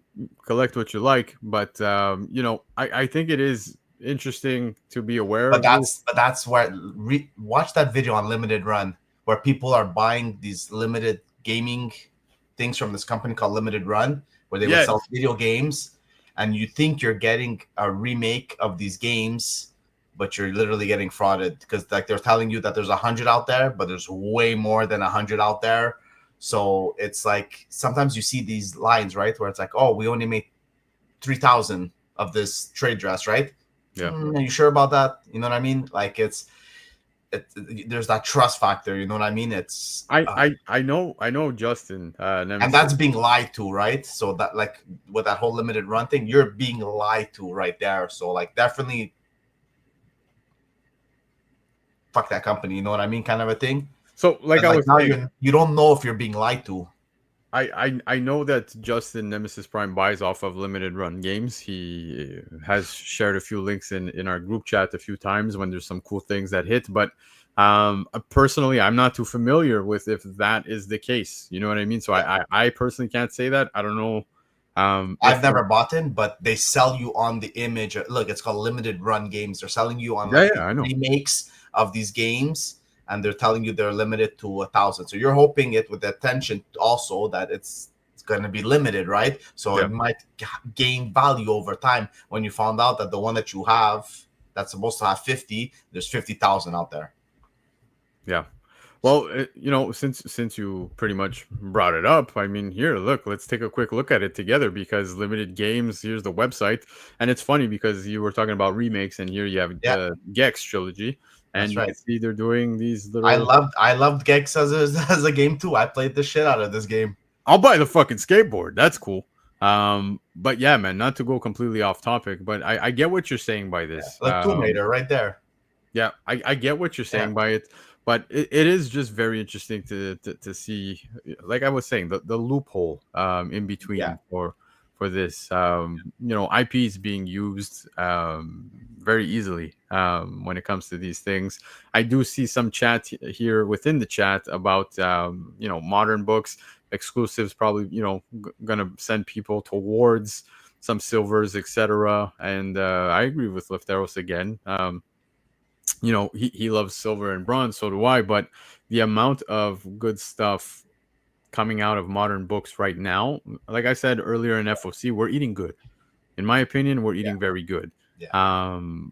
But I don't know, man. It's just it's wild, and the whole situation with Gallagher here, this was nuts. This was But absolutely. was this confirmed as AI? Because it just looks like a 3D rendering of like the actual statue. You know what I mean? I don't know if it's AI or 3D or whatever Yeah, the hell it's it probably is. 3D. It looks like he just flipped the like the 3D rendering on it the other way, put the Yeah, arm up.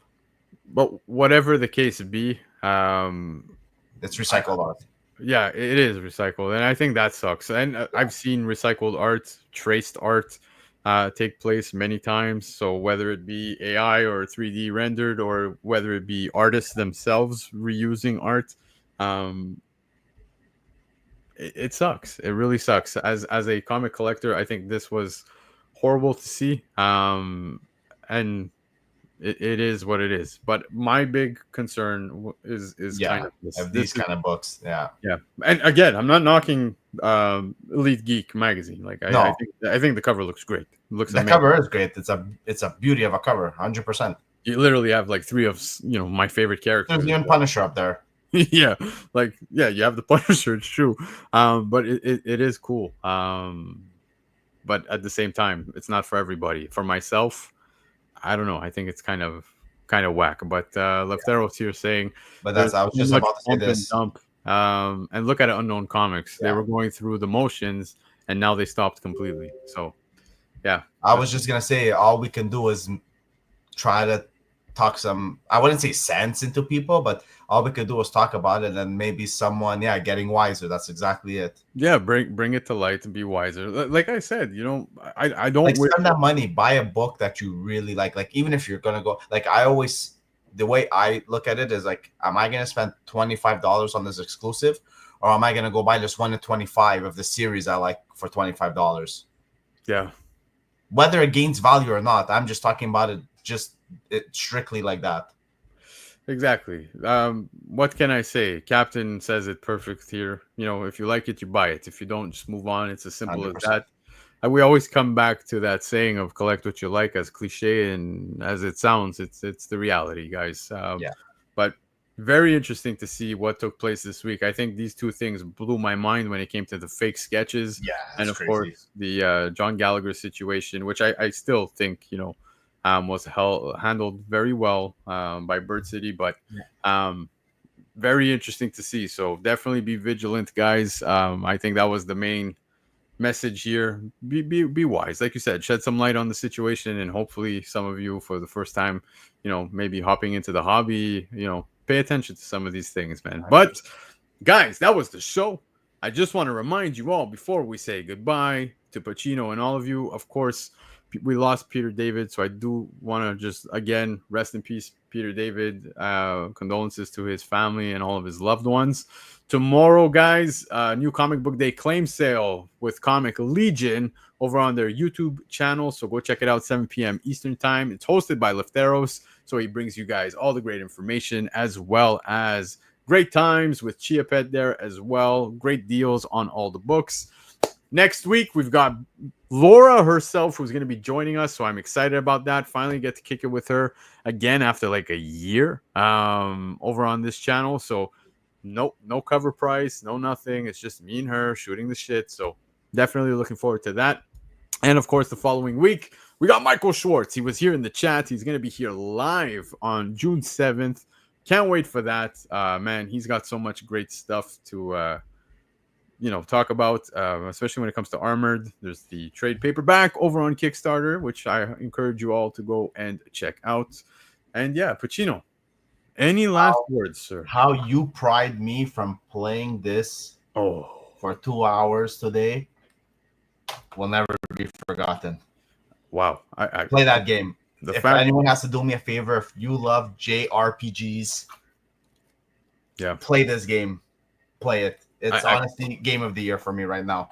Bro, not even your wife could have stopped you from playing that game, and I managed to do that. So you managed, yeah. that's Well, pretty wait till this comes out in a couple of weeks, right? bro, when the Switch 2 comes out, man, I feel so bad. Like I think I'm renting an apartment. Fuck. I All might I go need is a TV, a Switch 2, and a toilet. I'm good. Yeah, just gonna go missing. Hey, Bison, I like this idea, man. We should start looking at more small upcoming artists and their work. The passion and purpose is there. Yeah, But man. that's what exclusives used to be about, though, Yeah, right? A lot of these artists came up doing exclusives, and that's how we recognize them, right? yeah, exactly, man.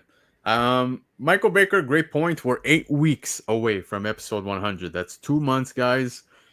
Brace yourselves. We're Episode close. 100. We're closer to the Switch too. Yeah, 8. Yeah, we are closer to the Switch too. Very far away from GTA 6, though. But I appreciate you guys for all tuning in. Like I said, episode 100 is going to be a huge one. So, keep an eye out for that. I'm thinking we're going to start to just fancy up a little bit of the graphics and everything over on the channel. But I want episode 100 to be still keeping its original format with some of the FOC and all of that stuff, but I really want to make it a hangout show. I really want to have fun. I'm even thinking of taking the next day off because I have a feeling it's going to go off the rails. But lots of giveaways for you guys, and of course when I say you guys, it's the subscribers. So anybody who's going to win, I just want to see that you are a subscriber and a regular here. I really want to give back to all of you because you guys make this show. Everybody who's here in the chat, I see you all here. It almost feels like a little bit of a, like a little community. It's all regulars here, and all of you coming back to hang out and talk comics. That's what makes it, worth it for me. I don't really get shit out of this other than good times, and that's what I live for. So thank you all for that, man. I appreciate you guys. I see everybody in the chat. I hope to see you all on Tuesday when I go and do the top 10 over on Covrprice. Thursday, I'll be hosting the Covrprice Shakers list, 9 p.m. Eastern time for both shows. And I will be back next Sunday with Laura, Miss Bird City herself. Until then, in case I don't see you till next Sunday, have yourselves a good week. Adios.